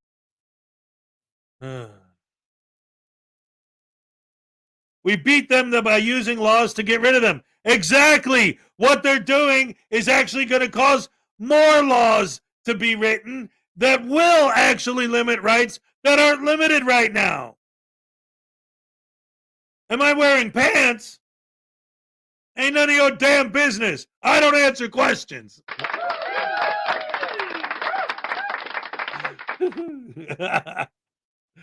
Yeah, well, shorts. So anyway, let's watch this video of Slow County Observer harassing random people. And I got that information, and I'll send it to you. It tells you exactly how to go about it. All right, then. Enough of that nonsense. I couldn't resist. Oh, that promo is just so unnerving. Anyway, as you see, there's a little bit of information up there that pretty much lets you know that you do have some rights. A lot of people walk away from those confrontations feeling like they have no right. Even once the police show up, they're sorry that this is what they can do. You do have rights, and you do have rights to protect your image and how it's used and where it's used, why it's used. So, and we can get more specific on that. I need to get it posted in my community. Okay, Creighton. Frauditor Ram has a really long intro in this video. I actually, to be completely honest, he actually uses a clip of my show in his intro. And one of the reasons why I skipped the intro isn't because I don't want to, show his thing, but because I don't want to make it look like I'm just showing it because I'm in it, you know, make it like an ego thing. But the guy, the top 5 audits, who does the intro, like, because again, the video that Frauditor Ram is making fun of is a top 5 audits video, where top 5 audits is praising Slow County Observer. So it's kind of meta. But anyway, the creepy voice that Frauditor Ram was using, unless you're saying Frauditor Ram's voice in general is creepy, he was using a fake accent because he's making fun of top 5 audits and the voice he was using in the intro during that part. So Lisa White with a membership milestone. Good morning, beautiful people. All right. Here's a happy dance for Lisa White. Our first original Voodoo Doll winner, Lisa White, in the house. All right. And so far as I know, she has the one and only absolutely unique Voodoo Doll that is just pure white. Because if you look close, there's brown dots all over them. And they all have brown dots except for the one Lisa White has is pure white. And as far as I know, that's the only one in existence that's pure white. And if you ever want to see that one, I used it to play the part of Regan Benson in a video where that Voodoo Doll, the original number 2, and number 1, the one Lisa White has a conversation where that Voodoo Doll plays DMA, and the white one with Frauditor News Network as the voice of Regan Benson plays Regan Benson. Oh, thank you very much. I love you guys. All right. 30 pages is what I need to do. Anyway, so what we'll do here, I'm not going to play their whole video of this nonsense because they're just going from one incident to another. We've already seen the highlights from the intro, but we'll try to keep them fairly short, so just to give us an idea of how much they just enjoy this crap. They just simply enjoy keeping people guessing what in the hell they're doing instead of just explaining themselves. That's all they have to do, just explain themselves. That's simple. This isn't cop watching, people. Can I ask what you're filming for? What? I need to know what's going on. What do you mean no? Then we're going to have to call the police because it's suspicious activity and that you're videoing here for a future theft or something. So tell me what you want to. I don't know what this means. Hey, what do you got? What are you doing? We're just curious. Just looking around. What's that? Looking around. Around? I said looking around. Oh, working around. Okay, no. He's just chilling banter. You should ask him. Does that do electrical stuff or? Yeah, I can't discuss. Sure. What do you work for? I can't discuss it. Okay. Have a good day, though. You too. Can I ask what we're doing? Looking around. No, poking around. We need to have permission to. Okay, real quick. I want to point this out. This is why I feel justified calling these people stupid and idiots. Because there's only 2 possibilities. Logically, think about it. There's only 2 possibilities. Either because they'll say, I have to preface with this. They will say that legally, if some person walks up to them, and again, it isn't actually just some person in these cases.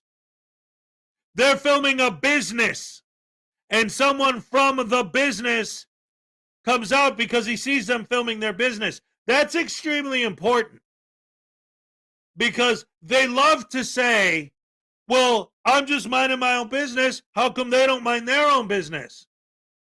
And I've never, ever heard anyone give me any kind of a reasonable answer to this question or even address it on any level.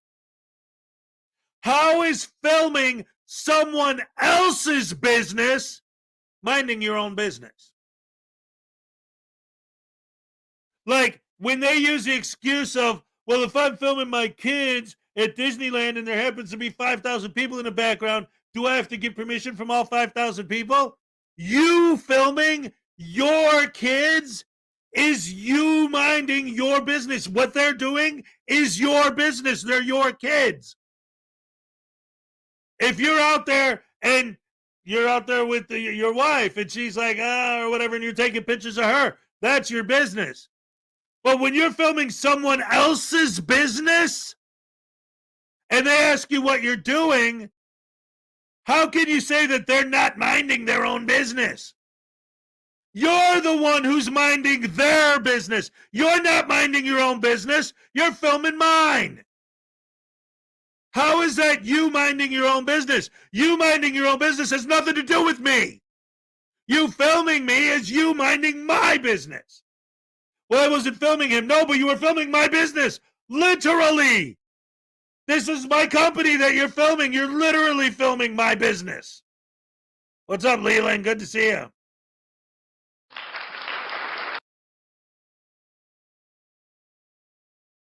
So then, these guys come out and say, what are you doing?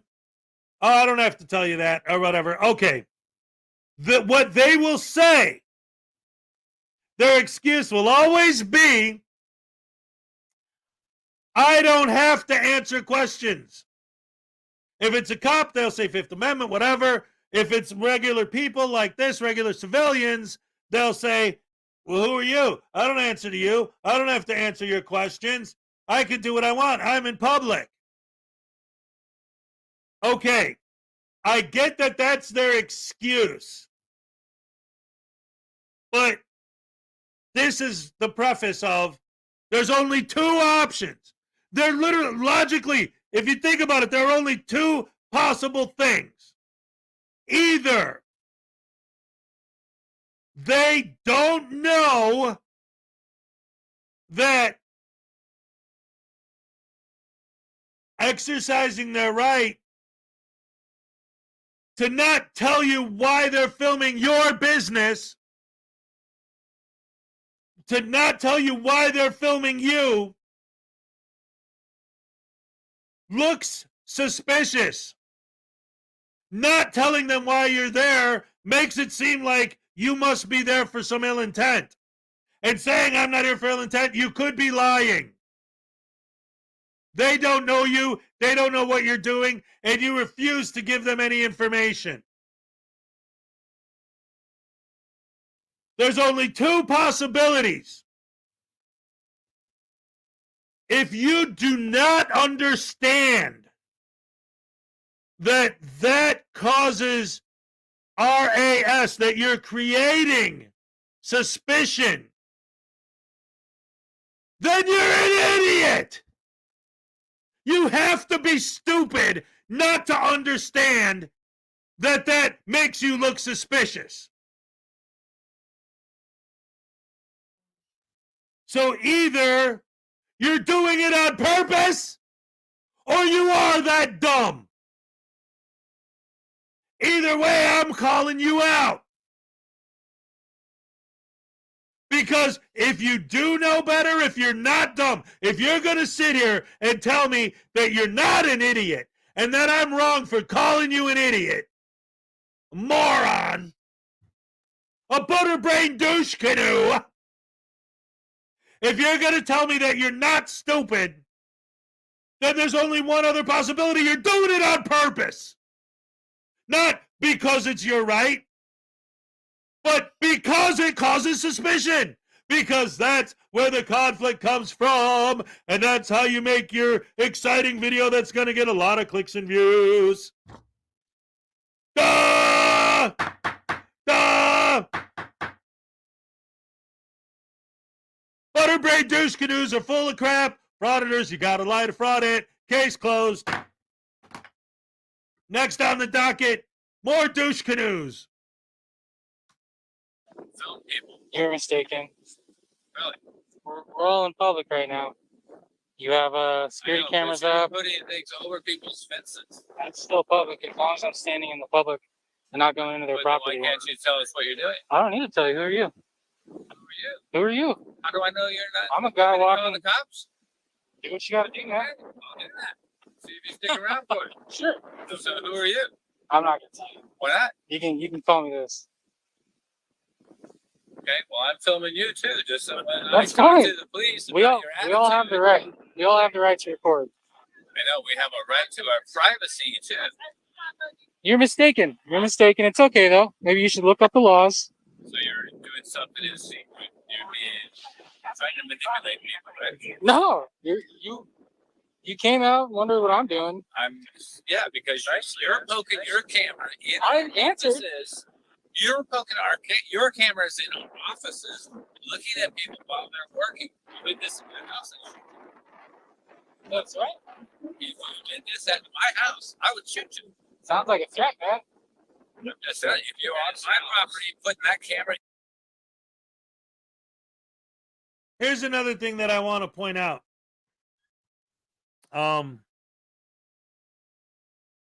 Hey, ancient chart criminal art, what's up? Next on the docket, more douche canoes will live on forever. All right. Thank you. I appreciate that. Anyway, this what's on the screen right now, this is important. And I want to address this now since it just came up in the video and I've been thinking about it. Because one of the things that pro Frauditor people love to say is, Rogue Nation's one who loves to say this all the time. And the other day on the Spaghetti Taco show with the Idiopath and Forgiving Jerry, they were interviewing this guy, Gray Knight, 7777, 4 sevens, not 3. So I don't think it's a religious thing with him. But anyway, Gray Knight 7777, he's a pro Frauditor, but what was cool is he actually was willing to have a legitimate dialogue about it. And I respect that. And so did the Idiopath, and so did Jerry. And it was cool that he was actually willing to talk, you know. But one of the things he kept saying, and like Rogue Nation and all these guys always say is, well, you guys complain about them not blurring out people's faces and such. But when you repost their stuff, you don't blur out the faces either. Now, if there's personal information like paperwork and stuff, we tend, you know, people on our end tend to blur all that stuff out.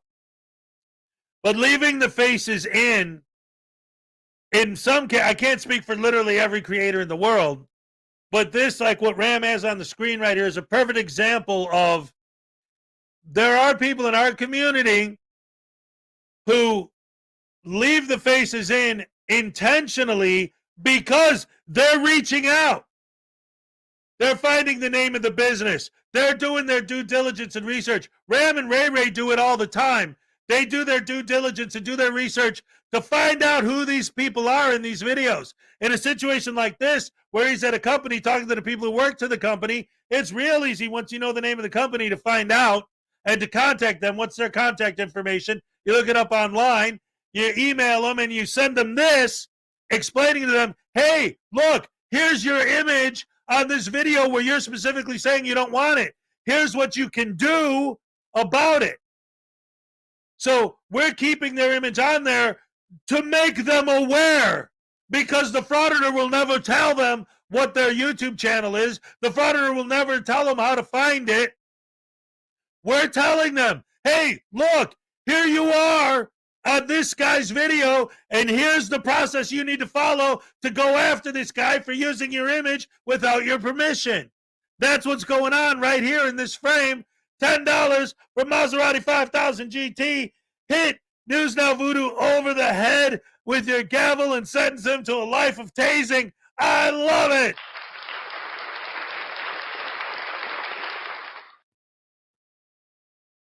What? You gonna tase me again? No. Well, what are you gonna do, Hez? What is this? Wait, let's see. hit News Now Voodoo over the head with your gavel.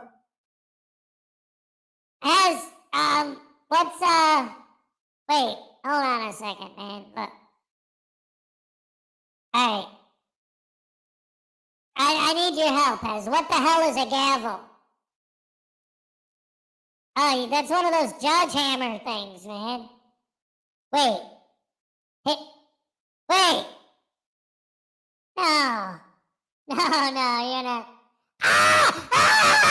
Thank Nemesis!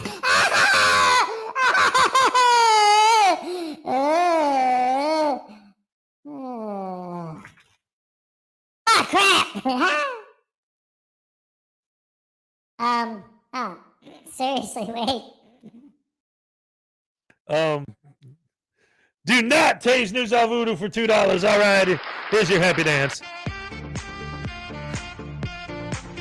All right, Olay. Okay, all right, hold on, guys. Hopefully that was a great bit, because when I made him like he was dizzy and he fell, he landed on my keyboard, and I don't know what keys he pressed, but my screen is completely insane right now. I gotta figure this out, man. Crap.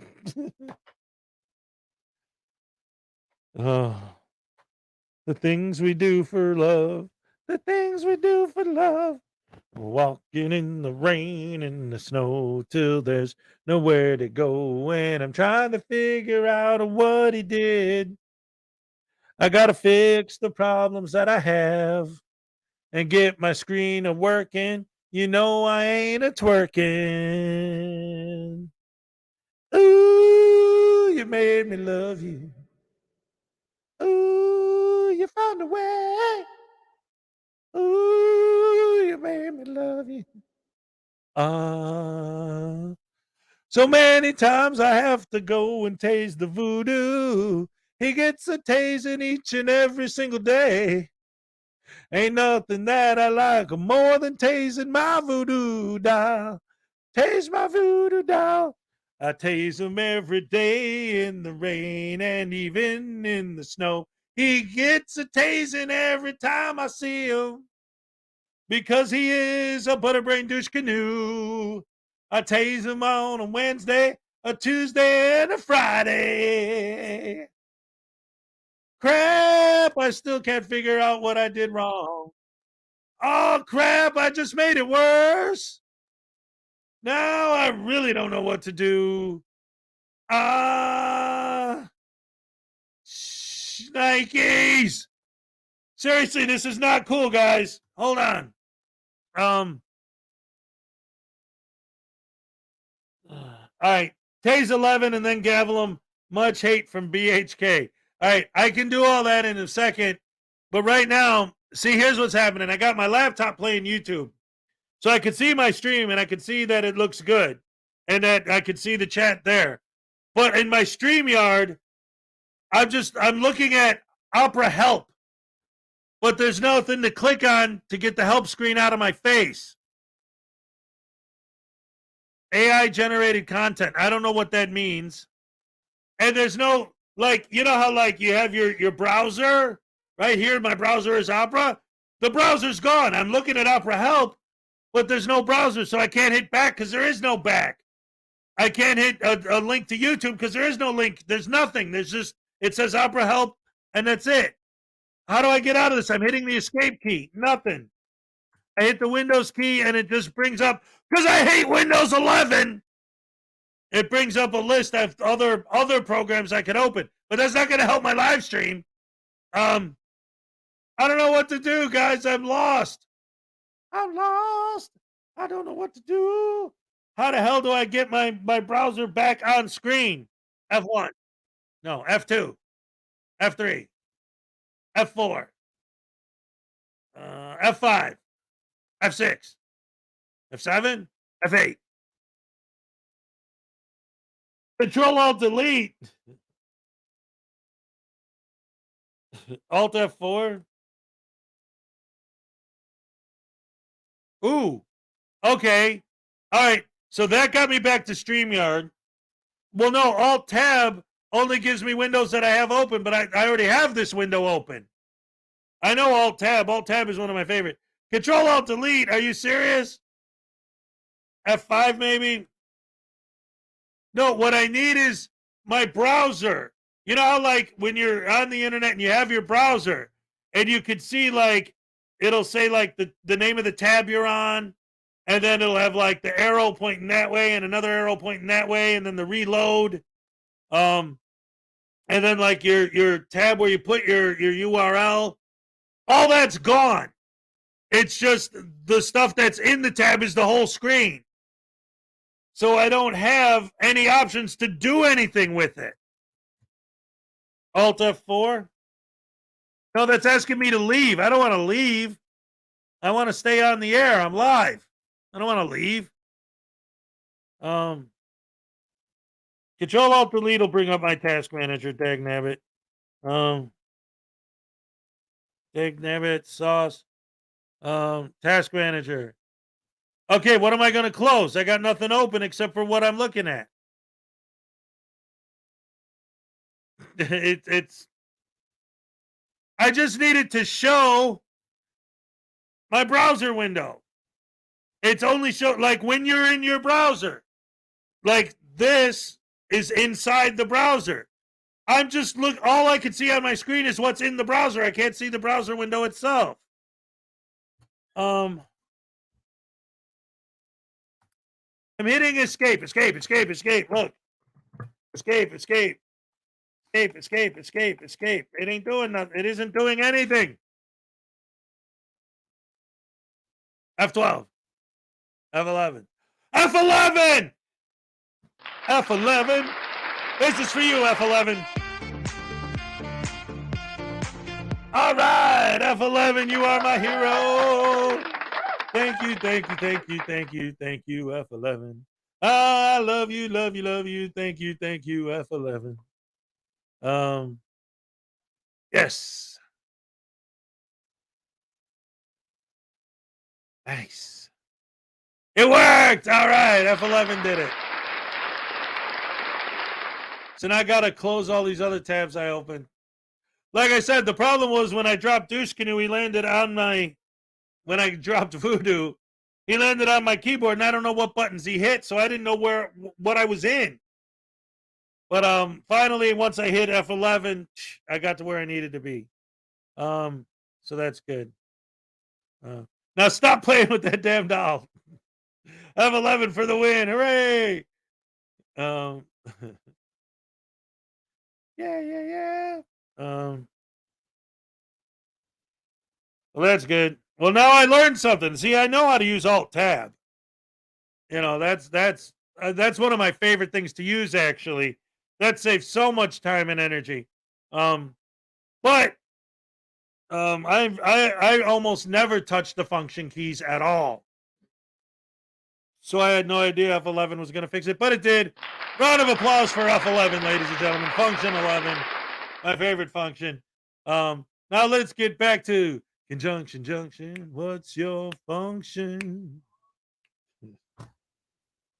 That just reminded me of a. All right, Family Guy. All right, here we go. Thanks. Bye. In my door, through my windows, filming me at my house, guarantee you I'd take care of it. Sure. Maybe you should call the cops and tell them you just threatened me. No, I said if you were at my house, I would do something about it. Okay. Hey, go. Just say we've got interruption here, and he's annoying the business owner. Three people have asked him. Well, you don't have to get offended by it. I do have to get offended. Right. Okay. Through our closed Sure. doors. If you guys choose to be offended by me and my camera, fine. I'm not going to stop you. So you do it. Nothing. Doesn't look like it to me. Oh, yeah. Who are you with?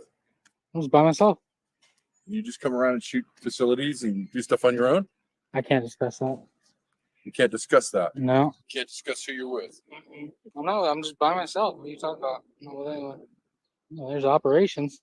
We had a guy out here with a video camera, video facility. Want to identify himself.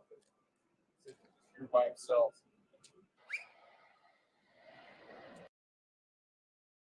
Oh, crap. So after everything I just went through, as a result of a tasing, Black Arnett says, oh, hell no. We ain't stopping there, buddy. We're going to make it worse. We're going to do a gavel hit and a tasing. Talk about a double trouble, triple dipple, quadruple poople. Sextuplet, meplet, penta, menta, centa, quintillion, dillion, quadrillion, billion, trillion, million, billion, trillion, quadrillion, centillion, sextillion, nonillion, decillion, duodecillion, decadecillion. I don't know. Anyway, once you get the numbers that big, you're just like making stuff up anyway. There's no. Here's your beating and tasing combination, ladies and gentlemen. All right. Man, you're trying to count higher than 4. You're talking to the wrong guy, man. Hey, look, man. The only thing I know how to count is that sweet, sweet cheddar, baby. You know what I'm saying? When I'm pimping, my girls, they better be counting the right amount of dockets to me. You know what I'm saying? They gotta give me the right dollar amount, or I'm gonna have to say, does News Now Voodoo have to choke a bitch? Yeah, that's funny. You know, like that whole Dave Chappelle thing, right? You know what I mean? Hello? Nothing? Oh. Oh, hey, man. Hey, look, check it out. It ain't my fault I'm the pimpin'est pimp to ever pimp to pimp. And y'all don't get it because y'all a bunch of hoodlums, punks, and douche canoes. And Black Arnett! Wait,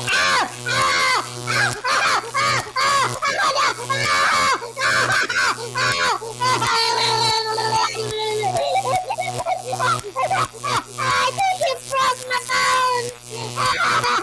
Yeah, lucky I don't have a skeleton!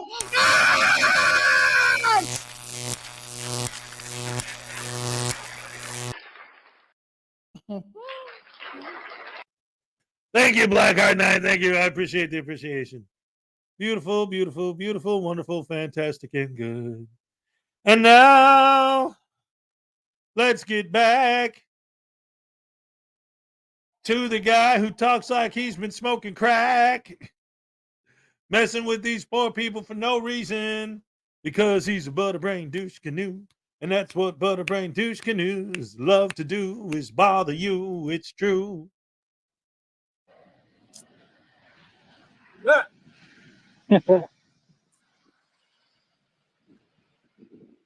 Just standing here shooting the facility. Now he's walking around. They won't identify himself. Well, you're acting like some sort of authority, demanding ID or something. And what's your purpose here? I'm not, like I said, I can't discuss that. I don't need to. I don't need to. Who are you? You're not anyone. Who are you? You're not anyone. What gives you the authority to take pictures of me? Are you with the media, sir? Can you keep your distance?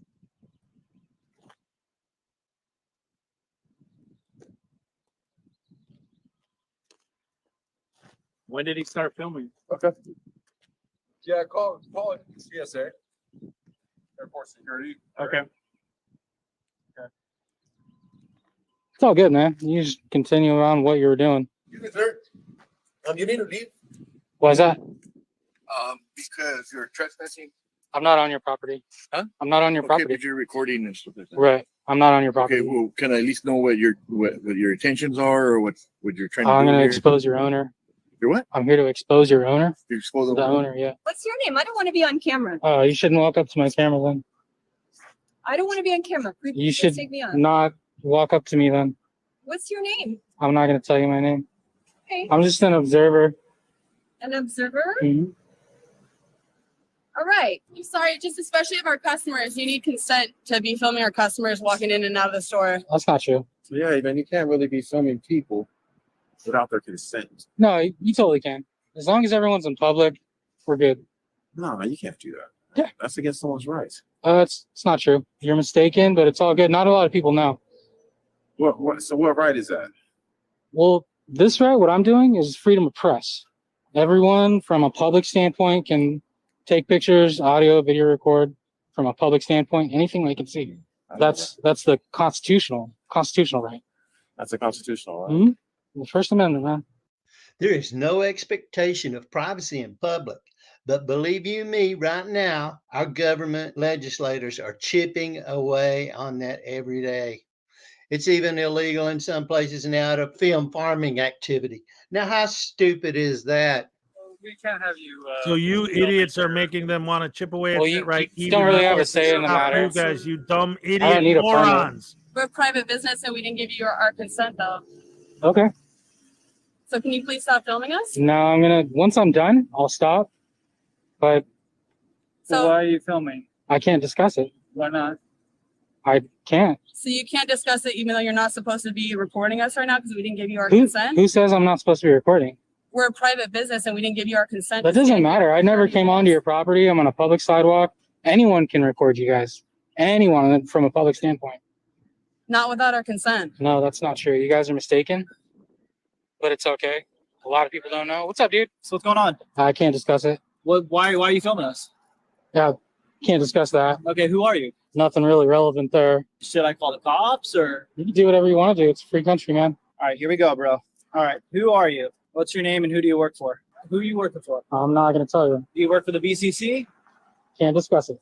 Maybe if I just be quiet, would that make you go away sooner or what? No, it won't make me go away sooner. I want to know what you're doing, man. Yeah, well, it's not going to happen. So What's your name? I'm not going to tell you. Who do you work for? Nope. Why are you lying? That's my employee's car. Oh, okay. Yeah, good one, dude. Real funny. Look at you, man. You're a piece of work. So what's going on? Why are you here? I'm not going to discuss it. Oh, don't call the cops. Oh, yeah, I'll call the Come on, cops. dude. Yep. Don't do that to me. Yep. Call the cops. Come on, dude. Here we go. He's calling the cops, guys. What's going on, dude? Can't discuss it. What's going on? Seriously. Like, I Can't don't discuss it. understand what your problem Get out is, of my dude. personal space, man. It's not your personal space. You're in my personal space. No, right you're in now. my personal space, dude. You walked up to me. Well, you're taking videos of employees. Yeah. Why is that? I can't discuss it. So should I call the police? Don't call the cops. Well, you're taking videos of employees. Right. Why is that? I can't discuss it. We'll send you to take videos of employees.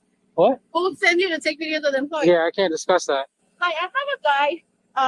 I think he's Hispanic, wearing a black T-shirt, blue jeans, taking videos of my employees. I really don't want to get detail because he's in front of me recording me. He's there and start recording. I'm gonna break his camera because it's showing on the face. She said she's gonna break my camera. Recording me. I want to go ahead and. Yeah, go for it. Do your thing. Why are you hiding your face? I'm just documenting you. Go ahead. There you go. I put the camera aside so she can record me. There's the police right there. Your buddy.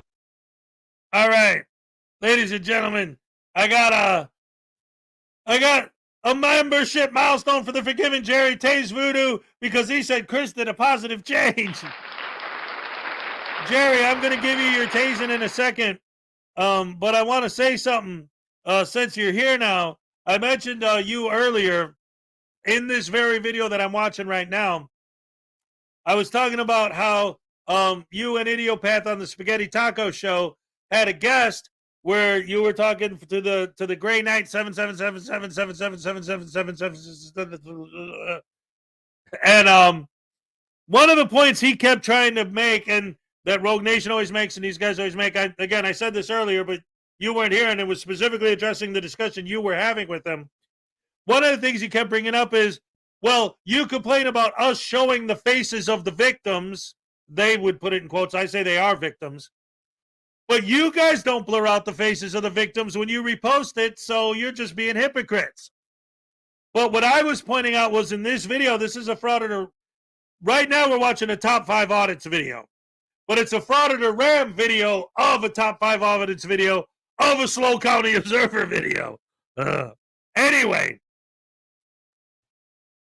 Frauditor Ram pointed out, and this is important because Ram does this specifically, okay?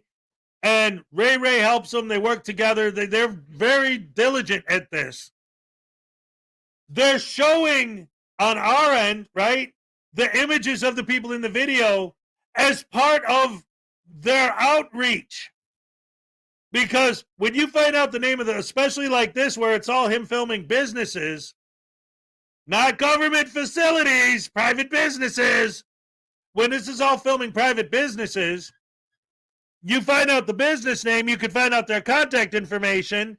Then you could say, hey, look, here's a video with your face in it. We're not cutting your face out because we have to identify who these people are. We're sending it to the company. Look, here are the people. Here's the video. Here are their faces. And here's where you could find the guy who posted it without your permission. And earlier he showed the text on screen. Here's exactly what you need to tell them to contact YouTube to report the video for using your image without your permission.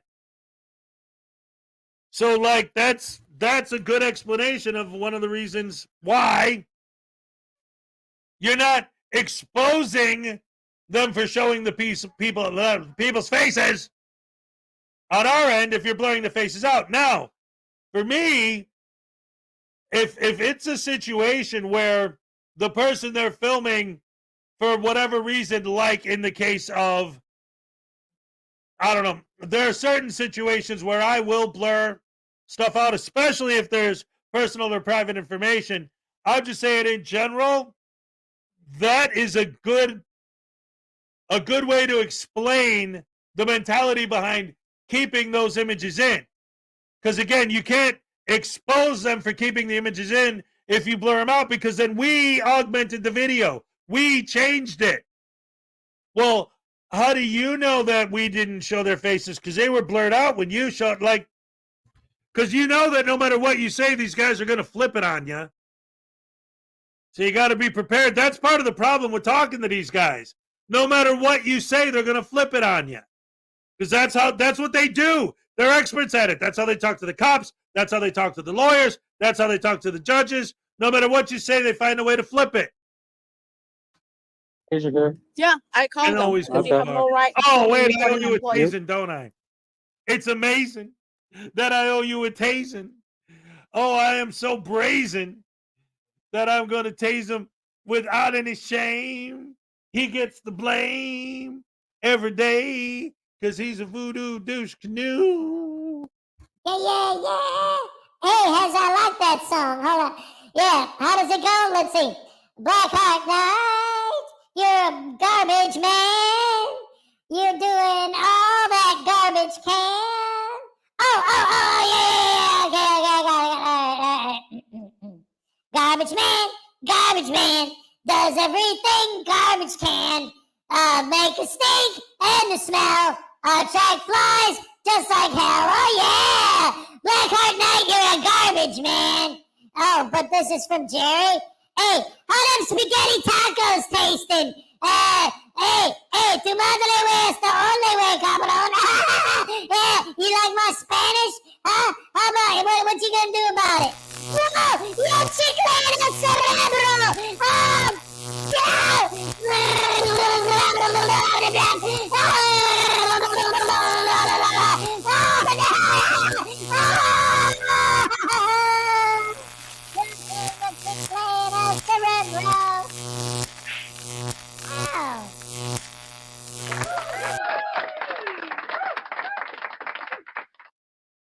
I'm sorry, Jerry. You know how voodoo is. He don't like getting tased.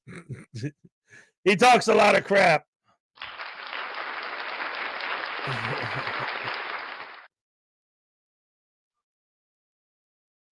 Oh no, my grandchild says that my Series 1 deck should be opened and played with and not kept in the box in mint condition.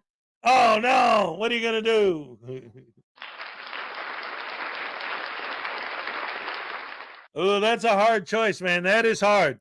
I remember so many toys that I had mint in the boxes that eventually, when I had kids, letting my kids play with the toys became more important to me than maybe possibly someday selling the stuff. I don't know, because I have things that I keep and things that I don't, you know. I don't know what to tell you, man, because they can get easily messed up. But I will say this. These are actually really cheap.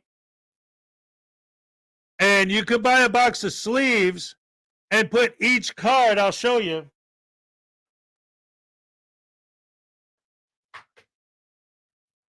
For example, my Schrodinger cat holofoil cards are individually wrapped. See? So you could, if you wrap every single card individually, you could play with them without getting any damage, unless like you spill something and it gets under and gets inside of there.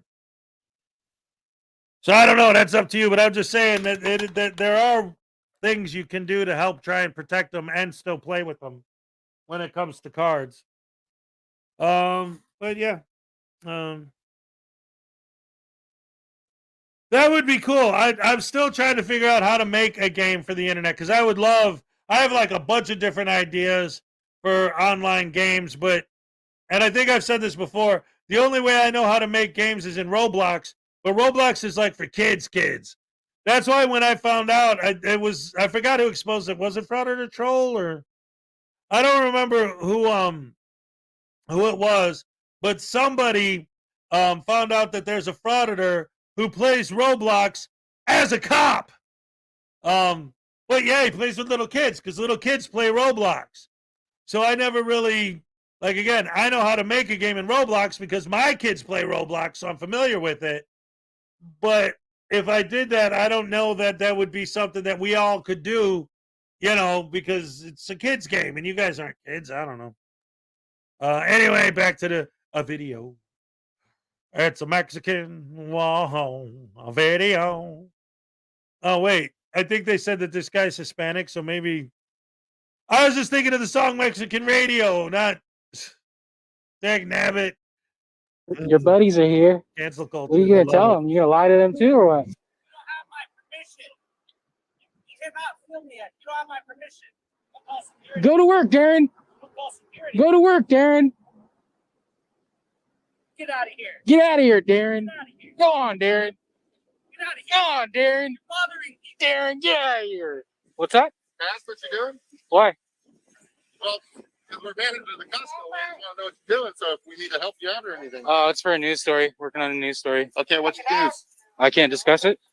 Okay, because we normally don't let that in here unless you get it with our managers inside. Gotcha. So are you asking me to leave? Is that what you're saying? No, I want you to go in and have No, I'm not going to go talk to your people. Excuse me? Okay. So, you're on private property?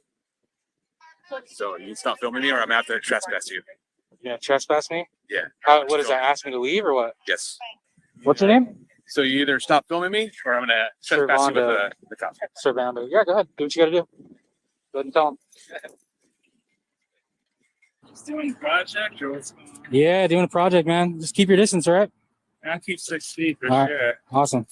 But what kind of project? I can't discuss it. But you can film us. Yep. Okay, well, I'll stay off our property, please. All right. Okay, you are on our property now. So I'm going to ask you to step back. Sir, keep your distance. I'm going to call the police. I'm not on their property. Yeah, you might not blocking the driveway. I'm not blocking the driveway. You can film whatever you want. Sir, you're doing good. I'm asking, you might not drop it. I'm not blocking the driveway. I don't know what this is. This is a sidewalk right now. This is where the car's going, right? Right? That's right. I have not blocked any cars from coming in or out, and I won't. Yeah, hi. What's the video all about? You're videoing our shop, so I have a right to know what you're doing. You don't speak, so what's it for? I don't know what the hell you think you're doing. What are you filming for? But this is private property you're filming. Yes, go away. You go away. Yeah, you. What'd you say? I said, you want this to go violent? Oh, are you trying to go violent or what? I don't give a dude. Okay, so if you're taking pictures of my building, don't, please.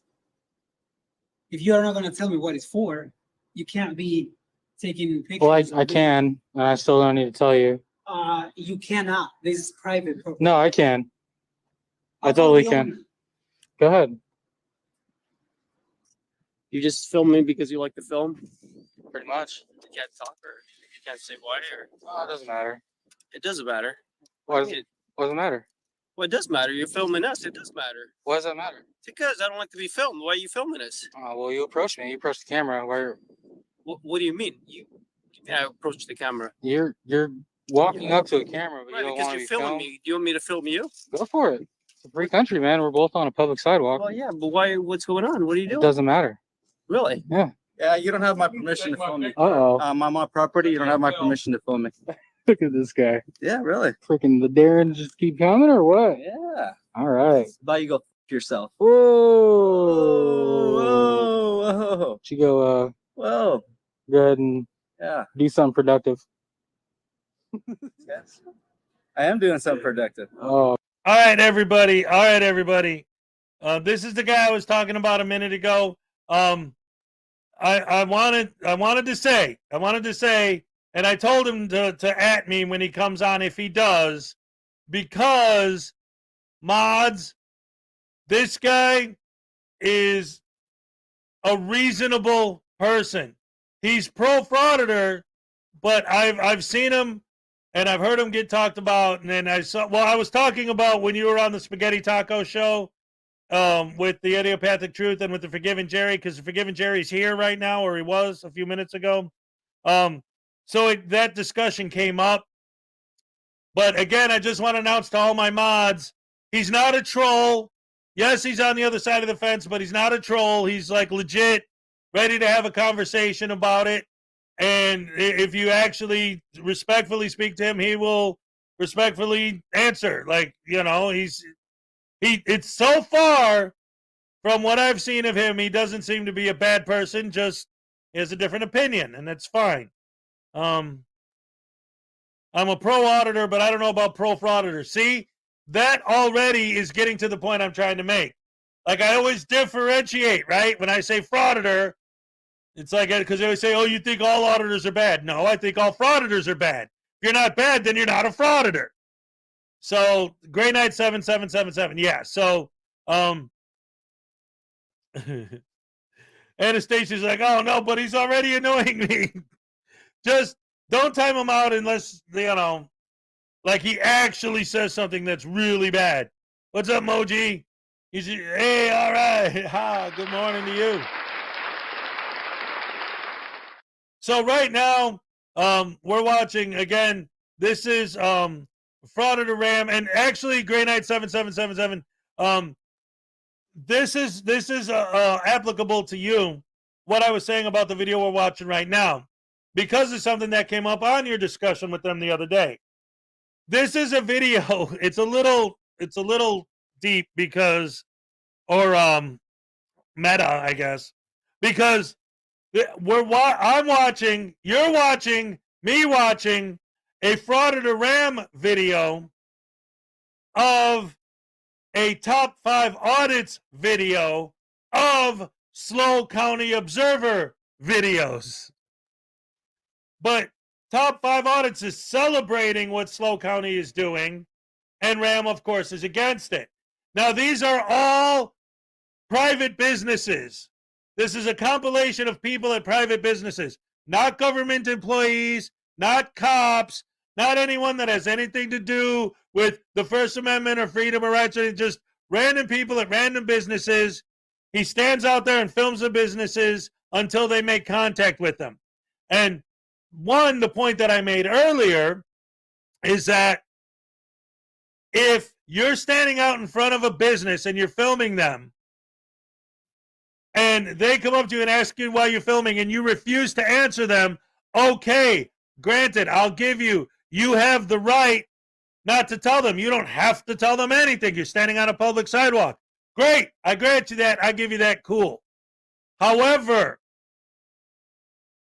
if you don't understand, especially when you do it as often as this, like maybe,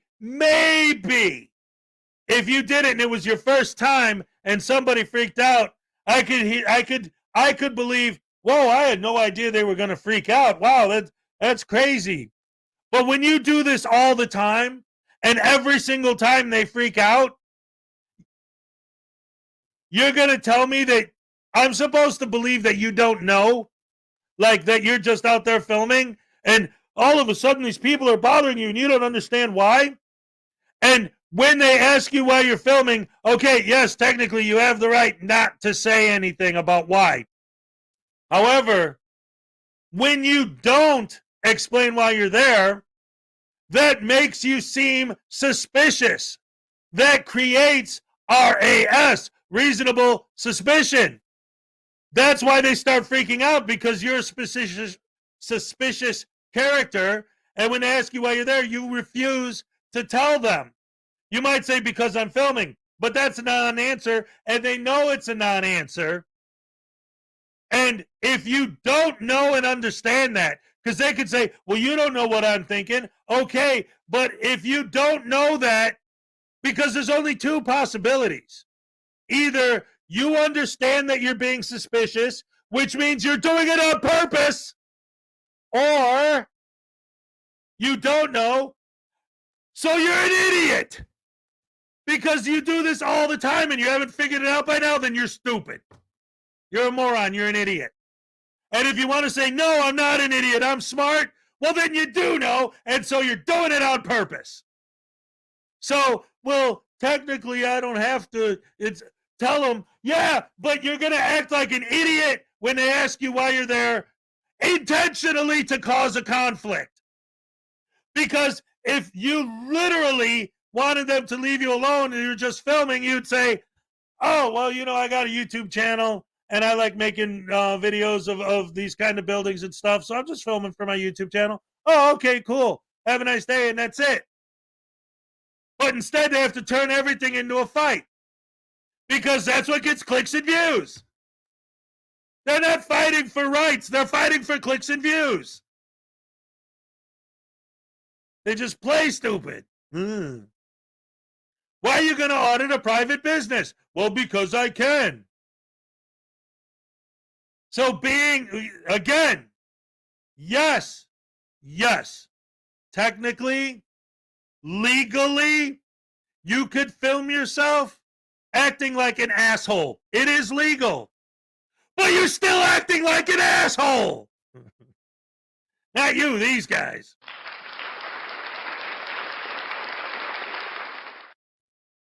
Right, but I'm not talking about the cops. I'm talking about the people who work in the building, see somebody out there filming, they ask them why they're filming, they refuse to tell them, then you become more suspicious. How do they know you're not staking the place out to rob it later? In fact, one of the guys in this video mentioned that earlier. He said, how do I know you're not filming to stake the place out so you could come rob us later? Well, I'm not going to answer your questions because I don't have to. And I love to use the examples. There's a channel that I watch, there's a few of them, with legitimate street photographers. And it's funny because these guys who are trying to make the world a better place, apparently, supposedly the goal is to make the world a better place. So the way they make the world a better place is by aggravating people until they have to pepper spray them, or aggravating people until they have to get them arrested, or aggravating people until they put in a complaint to try and get the person fired, or aggravating people to the point that they call the cops, or aggravating people that they try to FOIA their information and dox them all over the internet, as opposed to the ones that I call real legitimate street journalists who go up to people in the exact same types of situations, but they ask, hey, do you mind if I film you? And instead of ending with a pepper spray or an arrest or a FOIA or all this, it ends with smiles and happy and posing for the camera. And everybody's happy and everything's beautiful and great. And they are making the world a better place, but not these guys. They're trying to educate people. The only thing that people are learning from this sort of behavior is that when they see someone with a camera, they're going to be like, oh, shit, not another one of these assholes. That's all they're learning is how to hate auditors. That's all they're learning. That's why more and more people in these videos are going hands-on. Because they are learning. They're learning that the cops are going to come and say, oh, well, technically he has the right to film. We can't stop him. So these guys are making the world a worse place for all of us. Because the only possible way realistically, logically, the only way they could get what they want is with increased tyranny. The frauditors are the actual tyrants. They're bigger tyrants than the cops. What are you talking about, Hez? Let me tell you. If you don't like being filmed, I don't care. I'm filming you whether you like it or not. I'm enforcing my will against your will. And you can't say anything about it. So what's their ultimate goal? To be able to go into a place and film and nobody says anything or bothers them. Well, there are several problems with that. Number one, let's say they get that done. Let's say they get that done. It actually happens. They win. Right? Okay, now, anyone can go anywhere and film and no one can bother you or say a word to you. Number one, all of these guys are going to disappear. Because even if it isn't about money, they're out there filming and nobody's bothering them. They have no content. There's no story. There's no video. There's just a building and people roaming around inside of it. Nobody's going to watch that. Your channel's going to be dead in a month. So if they get what they want, they will be destroying themselves. Number one. Number two, how could that be possible? For you to film and literally no one says anything and they just leave you alone and let you film. The only way that could possibly happen is tyranny. Because I don't like being filmed. No, I'm not allowed to tell you that. How are you going to stop me? Tyranny. You're going to force me not to say anything. You're going to force me not to tell you I don't like being filmed. You're going to force me against my will to accept your verbal abuse. Tyranny is the only way to do that. Increase the laws against people telling you they don't like being filmed. That's two. Number three. Again, this is if they got what they wanted. Realistically, what would the outcome be? You now can literally go anywhere you want. And if you're filming, no one's allowed to stop you, right? That's the goal. How long is it going to take for real criminals to figure that out? Especially when it's all over the internet. Hey, now, if I want to plant a bomb in City Hall, all I have to do is put a backpack with the bomb in it on and walk into City Hall like this, and because I'm like this, they cannot stop me. So I'll just walk in there, walk up to a place where there's nobody, take the bomb out of the backpack, put the backpack back on, and walk out, and as long as I'm doing this, they can't tell me anything. And then boom, blow it up. Why not? I'm going like this. Nobody can stop me. Nobody can say anything now. Because the frauditors won, and so they made it way easier for real criminals. What about somebody who's into identity theft? Yeah. Thanks, Hez. What about somebody who's into identity theft? I could just walk into the post office and start filming all the names and addresses and doxing everybody and then taking the information because nobody can stop me now. The frauditors won. The real criminals are going to figure that out. Also, and I said this earlier before you were here, the whole idea of how do we know these idiots aren't filming for weirdo reasons? How do we know these guys aren't perverts? And they're not filming people so they can take that footage home and get funky with their monkeys. And you could say they're not doing that, they're just posting them on their YouTube channel. How do we know that? Just because they posted it on their YouTube channel, it's still on their computer, it's still on their hard drive. They still have time when they're alone and nobody's looking. They could be doing it to get weird. We don't know that. Nobody knows that. All we know is that they purposely go out of their way to cause conflict. And again, you could say, well, they're not just doing it for the money. Okay, but they're not going to get any views if they don't. And another reason why it drives me so nuts is because the people I was talking about earlier, that are legitimate, what I would call legitimate street photographers, that do basically the same thing these guys do, except they ask permission. And most of the time it ends with the people smiling and laughing and posing for the camera and having a good time instead of someone getting pepper sprayed or someone getting arrested. Just goes to show me that frauditors are nothing but freaking bullies, because their situations always end with some kind of an argument or a fight. Here's the other thing about those channels, the legitimate ones, the ones I call legit, that I love, and that I think illustrates my argument perfectly. People are celebrating, going crazy, because there are some frauditors that are up over almost 500,000 subs. And they're so happy about that. So going out there and being intentionally rude, intentionally vulgar, intentionally bullying people, intentionally insulting people can get you like 500,000 subs.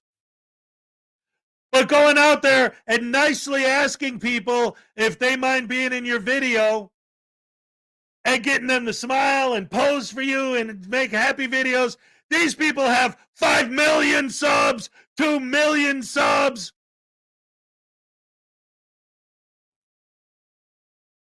Frauditors filmed their crimes every day. That's right, for $2 Canadian from Stefan, here's your happy dance. All right, okay, beautiful, beautiful, beautiful. Yeah.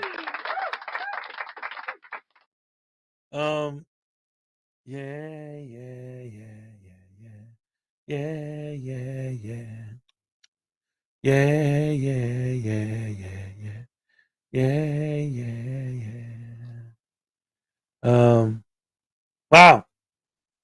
I was going on for a minute. All right. So let's go back. All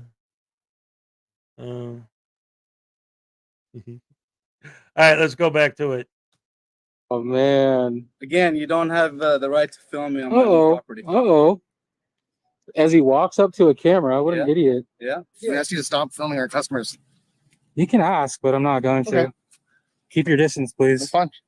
No, 6 feet, man. No, you're on our property. I'm not on your property. Sir? What are you doing? Why? I'm documenting the business. For what? Can't discuss it. Okay, well then we can sit here and block you too. Don't worry, the cops are on their way. Maybe you should take a chill pill too, man. You look kind of. Well, we're just watching out for our customers. We don't like people filming. They don't like being filmed. Gotcha. You're not supposed to do that, so. I'm not supposed to do that? No, you're not allowed to you're film filming people against their. Well, you're wrong. You're wrong. This is a medical facility. You are not allowed to. You're wrong. You go in front of a doctor's office and film people going in and out? Yes, you can. Yeah. You totally can. You're both misunderstanding, but it's That's all okay. good. Well, the cops at least will understand. Sure. You guys Yeah. can have the discussion. Yeah, no problem, man. Well, I'm it's not. public. What makes you and think you're that? streaming? Because you're just shouting out to people, and you have a phone right there. So Oh, if you were okay. to turn around and try to walk on public property and look at your phone, look at this phone. What is he streaming on? And then we can see at least. If you're doing it for the public, then you So can they're at least tell me, surrounding me. right? There's nothing to hide if you're They're obviously surrounding opening me. it. Can you keep your distance, man? Well, I was just trying to see what I'm on. Please. I'm not on your I just property. want to know Yeah, what you I'm on. really Is that are. okay? Just keep your distance. Well, I'm just trying to see what you're filming me on. I want to know what I'm being aired on. You can't discuss Why it. can't you discuss it? How can you not discuss it if it's being aired live to other people? That makes Uh, zero sense, right? Oh, okay. So if it's open to the public and other people can see it, why couldn't you discuss it? Get that camera out of my face. You can walk away. You if can choose leave the to. property. I'm not on your Get property. it out of my. Ooh, I love what that guy said. I'll answer your question, buddy. I'll tell you why he won't discuss it. Because he's purposely and intentionally, one, trying to get a rise out of you, because that's how he gets clicks and views. And two, because if he tells you, then you could find the video online and put in a complaint for using your image on YouTube without your permission and profiting off it. Thank you very much. And he doesn't want you to be able to do that. He might actually get in trouble. or get his video taken down. My face. You can walk Get away. it out of my face. You can walk away. You can if you stop want. filming. So can you. Why are you live streaming this? Ooh, I'm Keep your distance, man. stretching. I'm just stretching on break, dude. What is your problem? Why are you putting it in my face? Do I You're have in something my in here? face. You walked up to me. Yeah, it looks pretty gross, bro. I would back up. Well, I don't know what kind of documentary we're doing, so I'm just helping with whatever way you want to go. Funny, sad. You know. What's that recording for? For me. For you? Mm-hmm. What is this for? I can't explain. Huh? I can't discuss it? You can't discuss it? No. The owner doesn't like people recording. Oh, well, he doesn't have a choice. He doesn't have a choice? Nope. I'm going to record. That's why I'm here today. Because you're an idiot is why you're here today. And that's why I say, like, that last one is a perfect example of a situation where, like, people say, oh, play copywritten music so they can't monetize the video. But I'd say if they're getting that rude and that bad, because here's the thing, and if Gray Knight's still here, let me ask you your opinion on this. What's the reasoning behind if somebody asks you to stop filming them, why is it impossible to just be a decent human and just out of respect for common courtesy and basic human decency, living in a civilized society, you can't just respect that and not film them? Why is it impossible to stop filming them? In fact, when they ask you not to film them, they focus their cameras on the person who asked not to be filmed even more. Like, how is that? Like, I understand it's legal, but how is that okay? It's kind of like the example that I like to use is, and people say, well, technically there's different laws in different states that cover this, but I'm talking about like getting locked up, kind of like illegal. Doing what these guys do is exactly the same as, okay, all right. Based on your response, follow-up question. Follow-up question, because this will put that into perspective. Answer this question first, then, because this goes back to your response.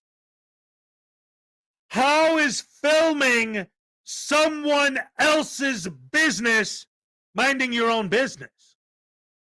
When I'm minding my own business, I'm not even paying attention to what you're doing. That's minding my own business. I'm not even paying attention to what you're doing at all. That's minding my own business. So in what way is me filming you and your business me minding my own business? It's literally the opposite.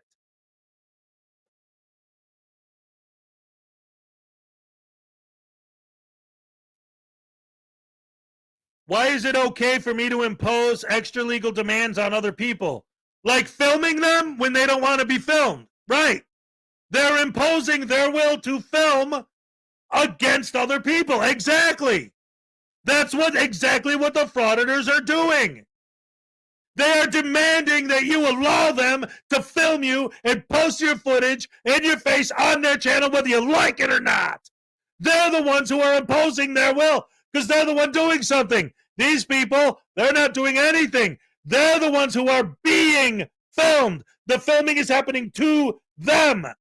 So they're not imposing their will on the filmer. The filmer is imposing his will on them.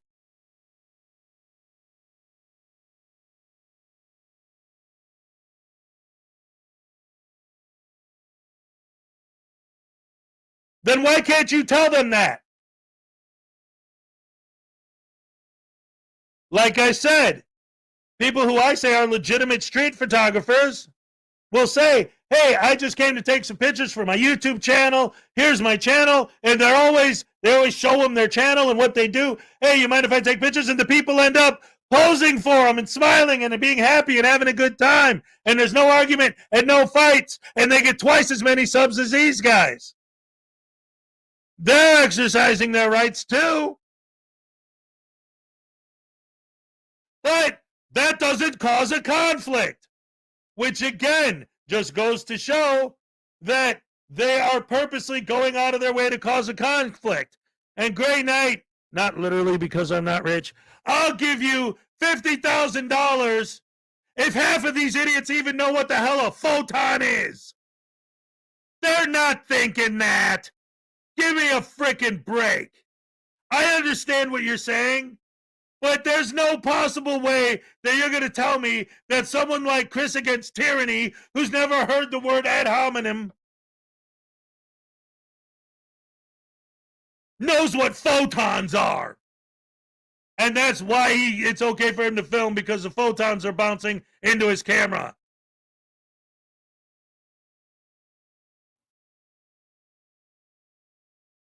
Particle waves, packets of energy.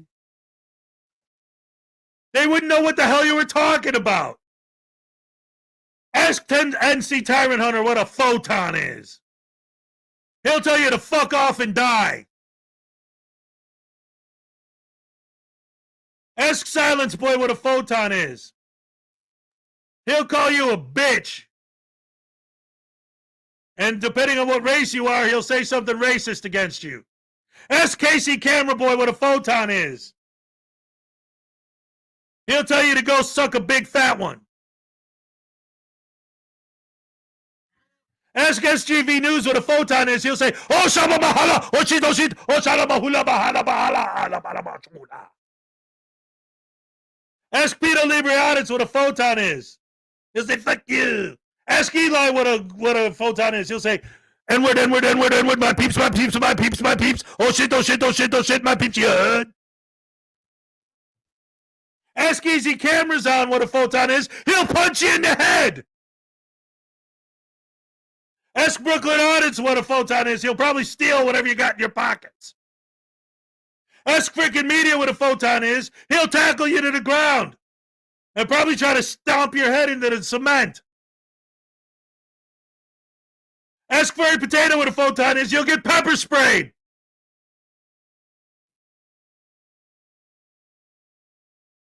People like him just have no manners. Well, that's the thing. Again, that's the problem, and that's what it always comes down to, and that's why I say that what these guys do is exactly the same as a guy cheating on his wife. She comes home, catches him cheating, and he says, wait, you can't get mad at me, because the only reason I'm doing this is to educate you that I can do this. And now that you're educated, don't you dare get jealous. You have no right to be jealous. I'm standing up for my right to have sex with whoever I want, whether you like it or not. And don't you dare get jealous, and if you do, I'm going to punish you. I'm going to pepper spray you for it. That's what these guys are doing. I'm going to film you whether you like it or not. And if you ask me about it, or if you ask me to stop, I'm not going to be a human. I'm not going to actually try and have a conversation with you like a human. No, I'm going to play games that I know are going to piss you off. Again, they love to make the excuse, well, how do you know that my intent is to piss them off? Again, if this was your first audit, maybe I might buy that. If it's your second audit, maybe I might buy that. But when you do this over and over and over and over and over and over and over, and every time that you do that, they get pissed off and they freak out, you can't tell me that you don't do it, because you know it's going to make them freak out. Because it does every time.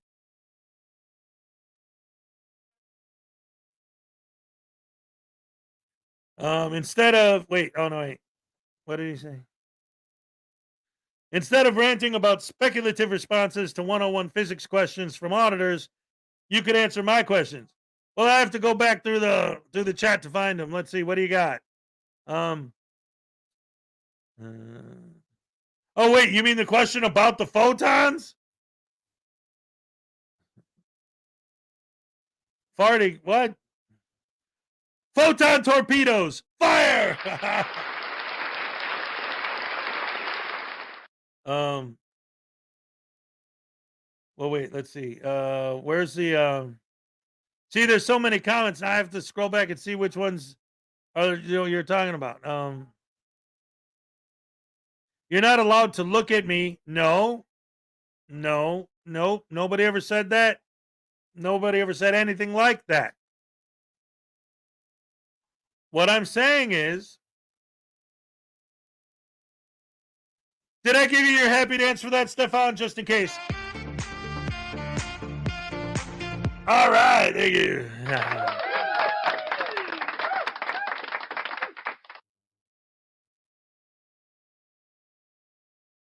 My point is that why can't an auditor deal with other people as if they were dealing with other people? If they're dealing with a cop or somebody at a state office, they treat them like inhuman slaves. You're my servant. You do what I say when I say you follow my demands and my directives and bow to my will and lick my boots, or I'm going to put in complaints against you. I'm going to FOIA your information and dox you on the internet. Where's the tyranny coming from? The frauditors. You do what I want or I'm going to punish you. You're going to be punished by me putting complaints against you and trying to get you fired, by me FOIAing your information and posting it all over the internet and doxing you. You do what I say when I say it or you're going to be punished by me. That's what the frauditors are doing. They're not standing up for rights. They're bullying people. They have this thing in their brain where it's like they believe that cops' whole lives are just torturing people for no reason. So because they hate cops, they're dedicating their lives to these people are bullies. These are either people who are bullies. This is what happened when they grew up, is they became frauditors. They're still bullies. And they found out from watching YouTube that, hey, wait a minute. You can legally go out and film yourself being an asshole and get paid for it? Where do I sign? Again, we could talk about the legality all day. Let's talk about the legality. Can you legally film yourself acting like an asshole? Of course, it is legal. But you're still acting like an asshole. And I still have the right to call you an asshole for being an asshole. Asshole. Not you, them. I don't know you, maybe. I don't know. Yeah.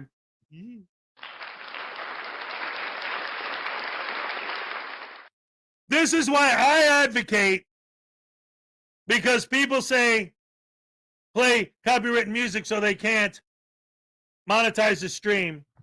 But these are examples, especially in these examples where these are private businesses, have nothing to do with the government on any level.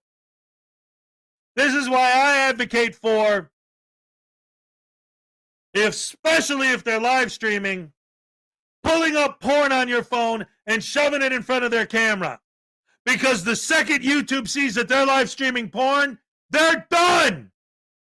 Zero tolerance. You just completely derailed their audit. Now what are you going to do?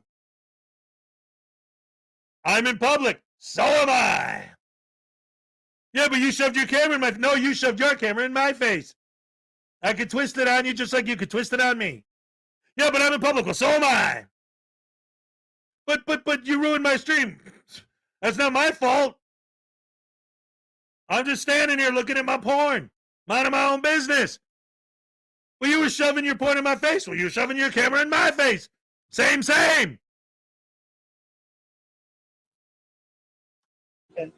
Give me 6 feet. Give me 6 feet, dude. 6 feet. Give me... No, this is not 6 6 feet. This is not 6 feet. All right. I'm pulling out the mace if you want to act like that.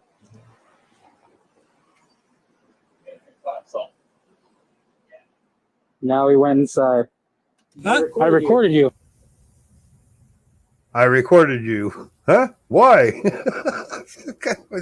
Just pick somebody out random and tell them, hey, you weren't getting enough confrontation, so you create one.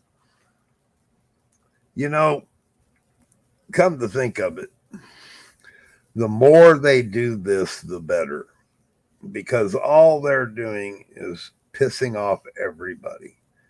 I see so many of these people that they get in confrontations with that might possibly agree with some of their content and what they're doing.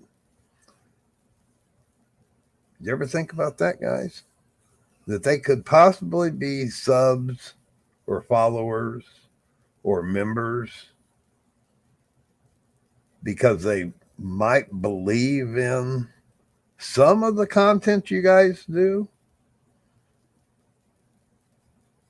But no, you've created an enemy right off the bat. To prove what? To prove what? I know that if I pull my phone out of my pocket and I film something in public, I know I can do that. But I also know that you have a right to protect your image. And so if you're going to take that approach, we're going to take this approach. Well, we always have. Contact us and we'll show you how you can have your image taken down off these videos. It's not difficult. It's really simple. You can also, if you find the original video, you can report it. So on the video itself. And that's all you really need is the original video and the content creator, which is available when you find the video. And then it's a step-by-step thing. And we have it all laid out for you. All you have to do is follow the instructions. Real simple. Easier than putting the baby's crib together. Or a tricycle or something. Okay, and that's Frauditor Ram talking right now. And well, the video is pretty much over, so I'll stop it there. But that's Frauditor Ram talking right now, and that's a good example of what I was talking a little bit about earlier. Because, like I said the other day, I heard you mention, like, well, how come you guys will say it's bad when they post people's images, but when you repost them, you don't blur their faces out? That's what Frauditor Ram was just explaining. He doesn't just post videos of these people's images. He is saying, like, he's contacting these businesses. Him and his partner Ray are working diligently on, because you find the names of the businesses, finding their contact information and letting them know, look, you see this video that has your guys on it?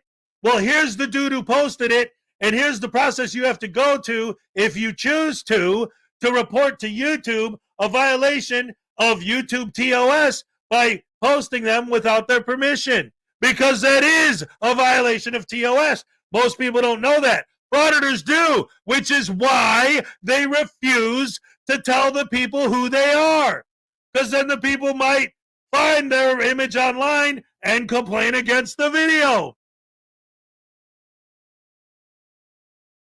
How come you don't tell them? Because I don't have to. So then you are stupid. No, I'm not. Well, then you know, and you're doing it on purpose. See, that's why the excuse doesn't work. Because if they say I'm not stupid, then you're doing it on purpose because you know better. And if you don't actually understand that, then you are stupid. Either way, you're wrong.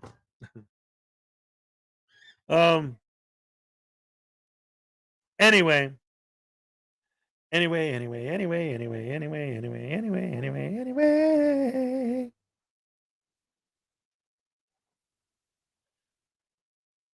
And where exactly in the First Amendment does it say that if you're holding a phone, no laws apply to you, and you could do whatever you want? I didn't think phones were invented yet, or cameras, or recording devices on any level other than writing things down. Let's see, what do we got? Oh, ladies and gentlemen, one of my favorite douche canoes, and I really like making fun of Bay Area transparency. Because, oh, wait a minute. Oh, first of all, hold on. Wait, I have to do this. I almost forgot about this. This is a news report. I'm going to show this. It's 3 minutes, 3.5 minutes long. But I'm going to show it because it isn't about whether it's right or wrong or whether I agree or disagree. That's not what this is about. That's not why I'm showing this. The reason I'm showing this is because these guys love to compare this country to Nazi Germany. And they love to compare themselves to Rosa Parks and Martin Luther King Jr. And they love to talk about how the government is trying to destroy their freedom and their rights. And then I always say, and a lot of people in my chat, a lot of my fans always say, they should try going to other countries and see how it works out for them. Stefan for 5 Canadian, why frauditors are always angry when someone strikes their video with a privacy complaint to YouTube. Because frauditors are always angry about everything. They hate humans, they hate people, and that's their whole shtick. That's why they're scumbags. That's why they're evil. That's why they can talk to people the way they do and they don't feel guilty about it. That's why they can file complaints against people who didn't do anything wrong except for ask not to be filmed. The biggest, most evil, horrible, rotten, terrible thing a human could possibly do. I have to correct myself. When I'm wrong, I admit it. The second, number 2, most horrible, evil, rotten, terrible, no good thing a human being could possibly do is tell someone that they don't like being filmed. That is the number 2 worst sin in the world. If you do that, you will be punished by the person doing the filming. If you ask them not to film you, they will punish you. Because even if you don't end up getting pepper sprayed as punishment for asking them not to film, even if you don't get punched in the face like Eli likes to do, or Easy Cameras On, or frickin' media, literally beat people up for asking them not to film. If you ask a frauditor not to film, you will be punished, guaranteed, because you're either going to get pepper sprayed as punishment, or they're going to get you arrested. If you work in a public job, they're going to file complaints against you. They're going to try to get you fired. They're going to FOIA your information and dox you online. And if none of those things happen, they're going to humiliate you on YouTube. They're going to call you a Karen or a Darren and post your face all over YouTube and try to humiliate you. No matter what, you're going to be punished if you ask them not to film you. Who's the tyrant? When you ask me not to do something and I punish you for asking me a question, I'm the one who's the tyrant. The frauditors are the tyrants. You do what they say when they say it. You follow their directives or you will be punished. Number 2, worst sin you could possibly do is to ask an auditor not to film you. If you ask them not to film you, you will be punished. Either through humiliation or pepper spray or complaints or FOIAs or doxing. They're going to figure out a way to punish you. How dare you ask me not to film you? You don't have freedom of speech to ask me not to film you. You say those words, you utter those words, you will be punished. But the cops are the tyrants because they said, can I see your ID? And 90%, go on YouTube later on and do a search for ID refusal videos. There's thousands of them. So what does that mean? The cops are not even forcing you against your will to give them your ID, whether you like it or not. If it's an ID refusal video, that means the cop did not get the ID. So they didn't force you to give it because you didn't give it. There are thousands of ID refusal videos. How is it possible for there to be even one if the cops are tyrants?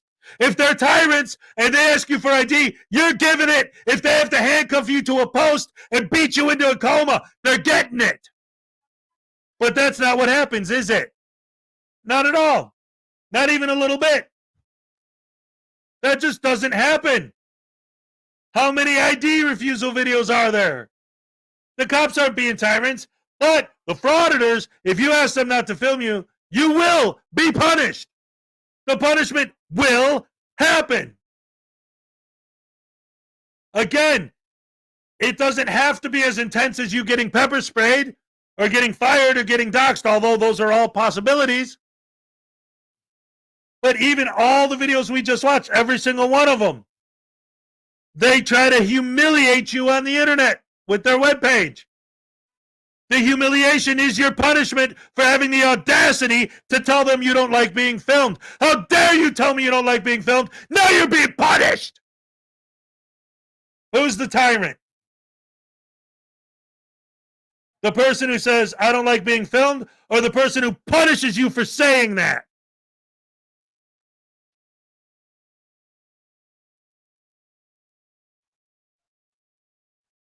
Then,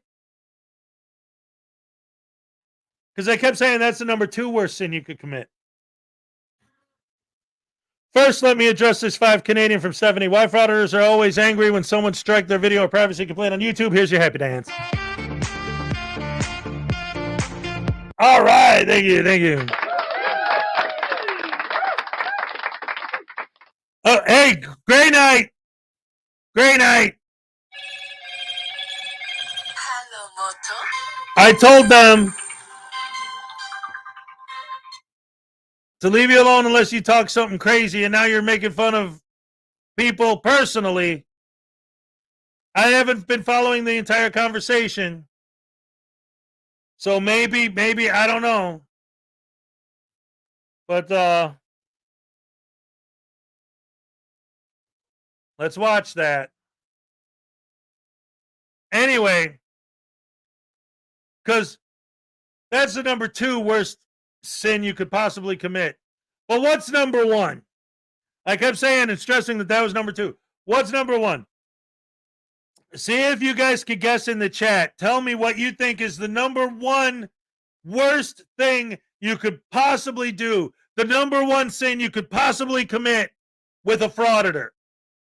Number 2 is to ask them not to film you. What's number 1? The one thing that will absolutely guarantee they are going to flip their shit on you and accuse you of being the most horrible, evil, rotten, disgusting, no good human being on the face of the earth. What is going to guarantee that reaction? Yes! Cam back! Cam back!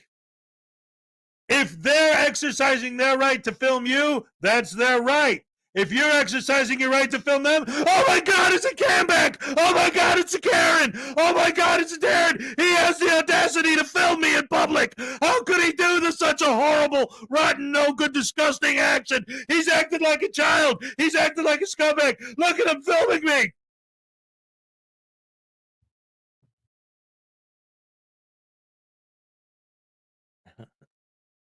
Number 1 worst thing you could do to a frauditor is film them. It's the end of the world. Number 2, ask them not to film you. You're going to be punished for having the audacity to say that. Telling them that the earth is round. Or how about telling them that the government is not a corporation? Or how about telling them that money exists and you could buy stuff with it?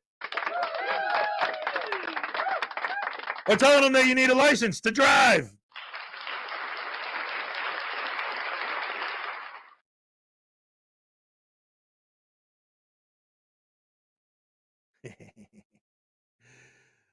Anyway.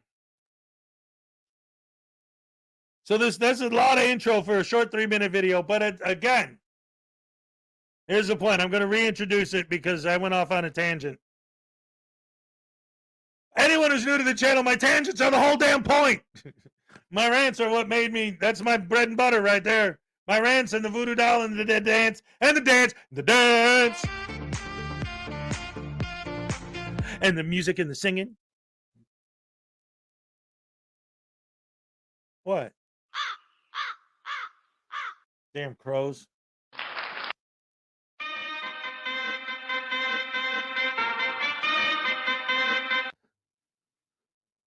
Oh. Anyway.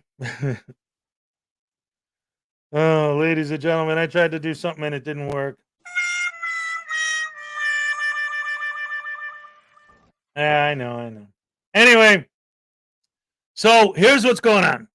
This guy, this girl, this lady, again, I'm not showing this because of any of the politics involved in it or anything, because I'm trying to make the point that these frauditors love to paint a picture of this country trying to suppress people's freedom of speech.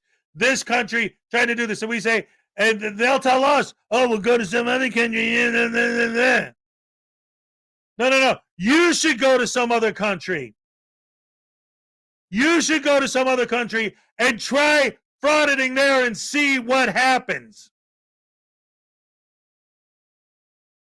And then come back here and realize that we're not taking away your rights at all. That you're actually way free in this country. I'm about to play a video that's a news report about a woman who's in jail and has been in jail, prison, in Dubai for months because she yelled at somebody. She hollered at somebody. And you can't raise your voice in public. And she's been sitting in prison ever since she did it. Imagine how long a frauditor would last in Dubai if that's the law out there. 5 seconds, and then they say we're tyrannical, and then they say that we're trying to take away their rights. How many hundreds of videos have you seen of these idiots screaming at cops, swearing at them, insulting them, and not ended up getting their heads busted open? All they're doing is proving that the cops are great. They sell to their fans that this video is proof how evil the cops are. What? Showing how they're putting up with your verbal abuse, how they're not beating the hell out of you for you verbally abusing them?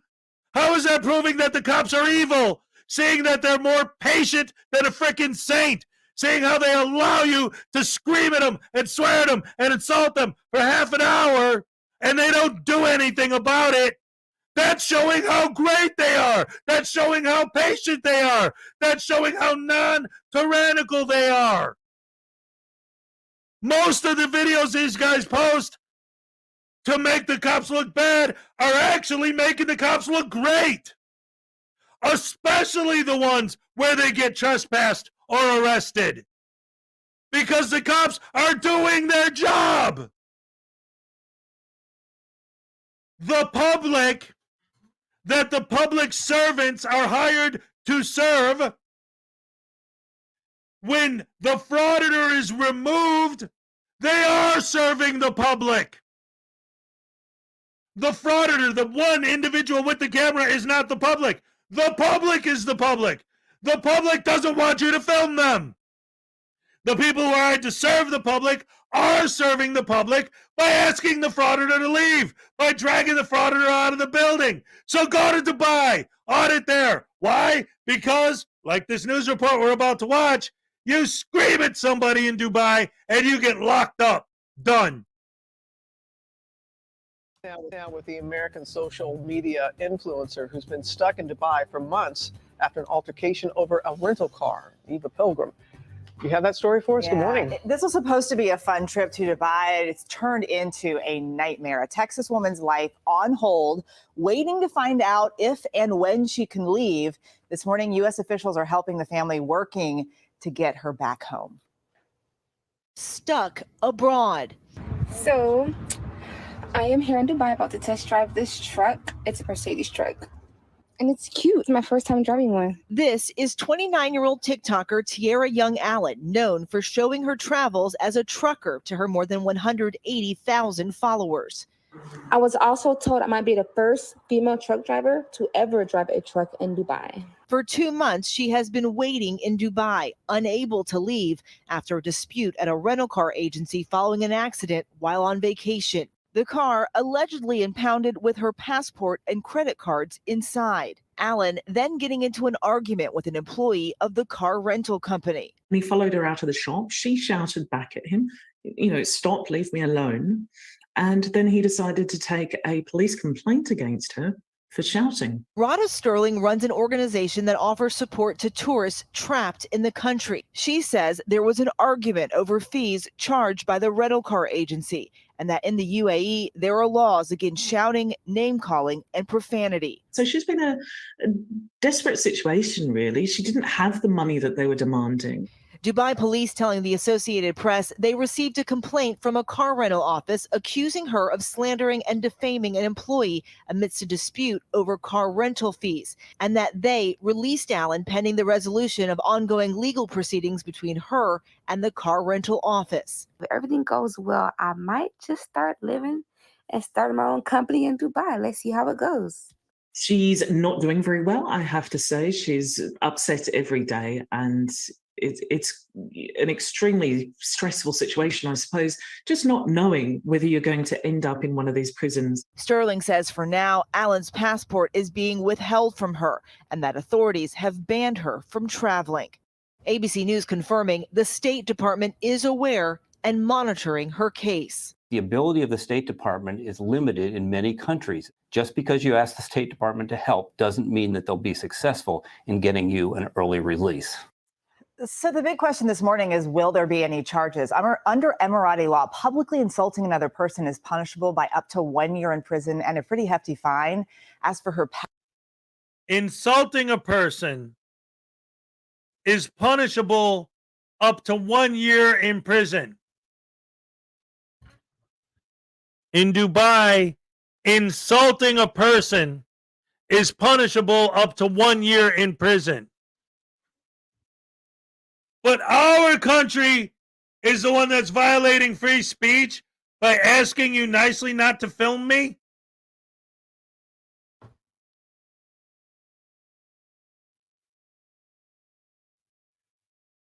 These guys are so delusional. They need to go to a place like Dubai, try frauditing there for a few months, so that they can come back here and realize how not tyrannical this country is.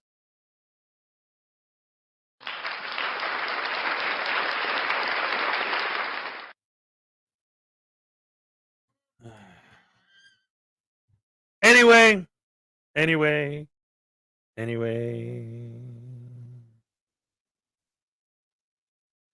Especially after getting resistance for the public recording because it validates that public recording is legal. Well, that's cool, but then you need to watch more videos. I recommend, Denver Metro Audits. Well, yeah, he's getting locked up soon anyway. In fact, the Denver Metro Audits, if you haven't seen the DMA sentencing document that was released yesterday, it's beautiful. It's absolutely gorgeous. It's an official court document that specifically says, hey, this guy is going around violating people's privacy intentionally and posting it on YouTube for profit and needs the maximum sentence for his crimes, and he was found guilty. It's a beautiful thing. Mwah, love it. So there's a video where Denver Metro Audits, Regan Benson, and Sweet Tea, the three of them, are standing in a parking lot filming a police car that's parked there. And a guy comes up and he starts filming them.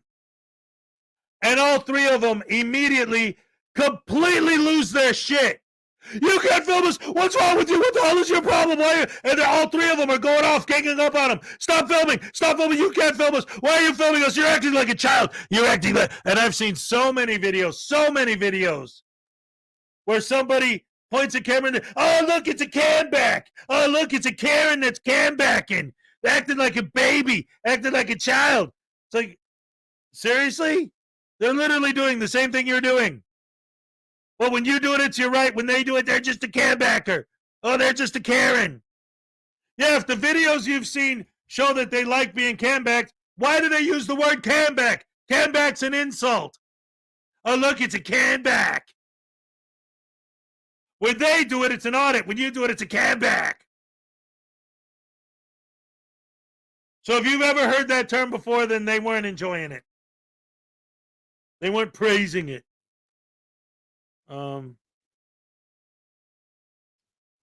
Anyway,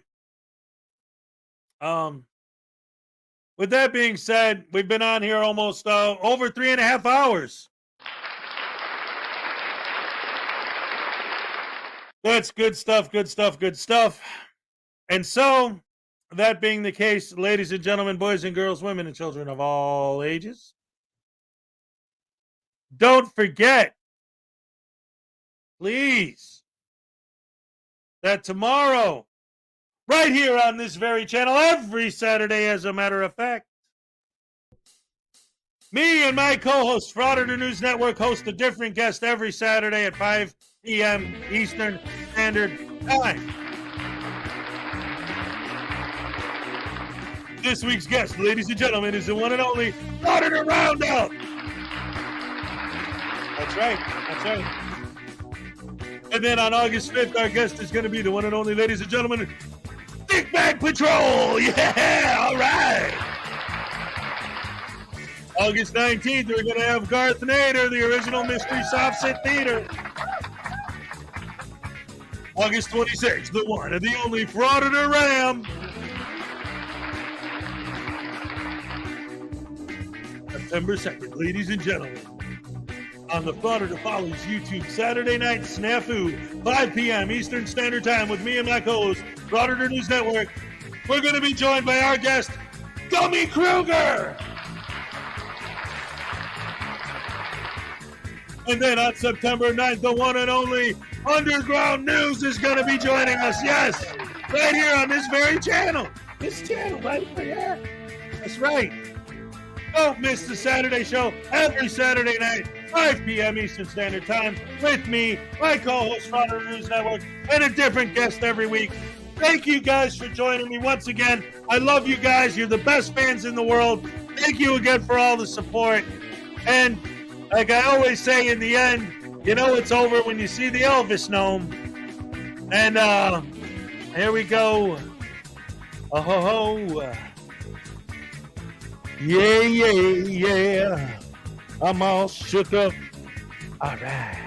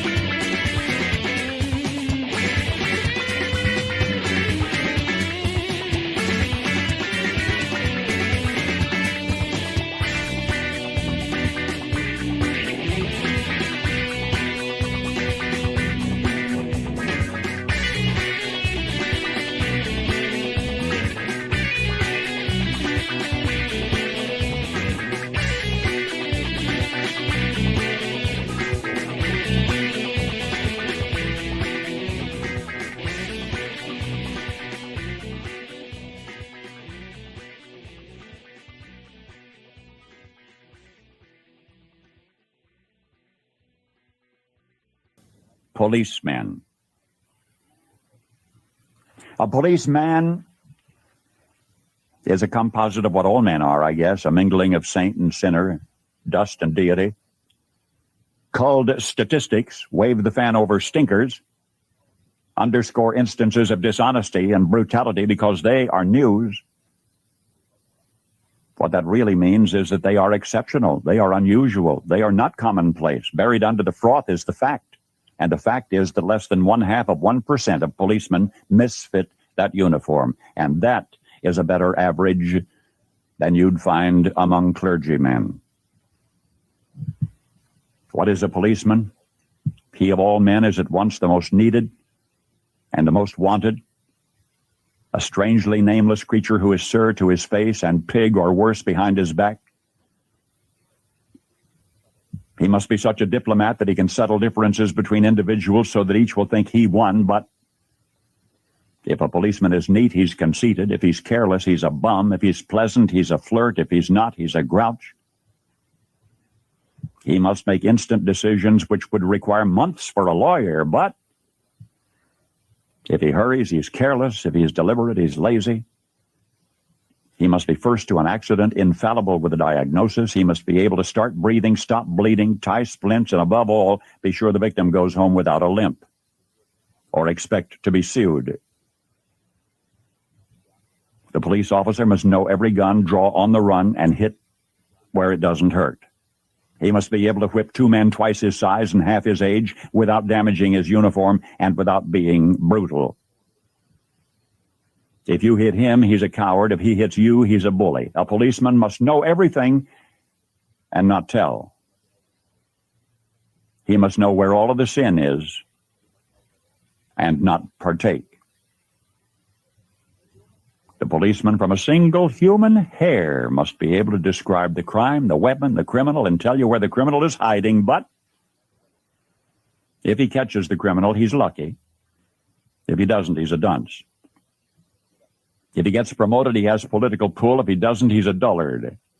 The policeman must chase bum leads to a dead end, stake out 10 nights to tag one witness who saw it happen but refuses to remember. He runs files and writes reports until his eyes ache to build a case against some felon who will get dealed out by a shameless Seamus or an honorable who isn't honorable. The policeman must be a minister, a social worker, a diplomat, a tough guy, and a gentleman. And of course, he'll have to be a genius because he'll have to feed a family on a policeman's salary.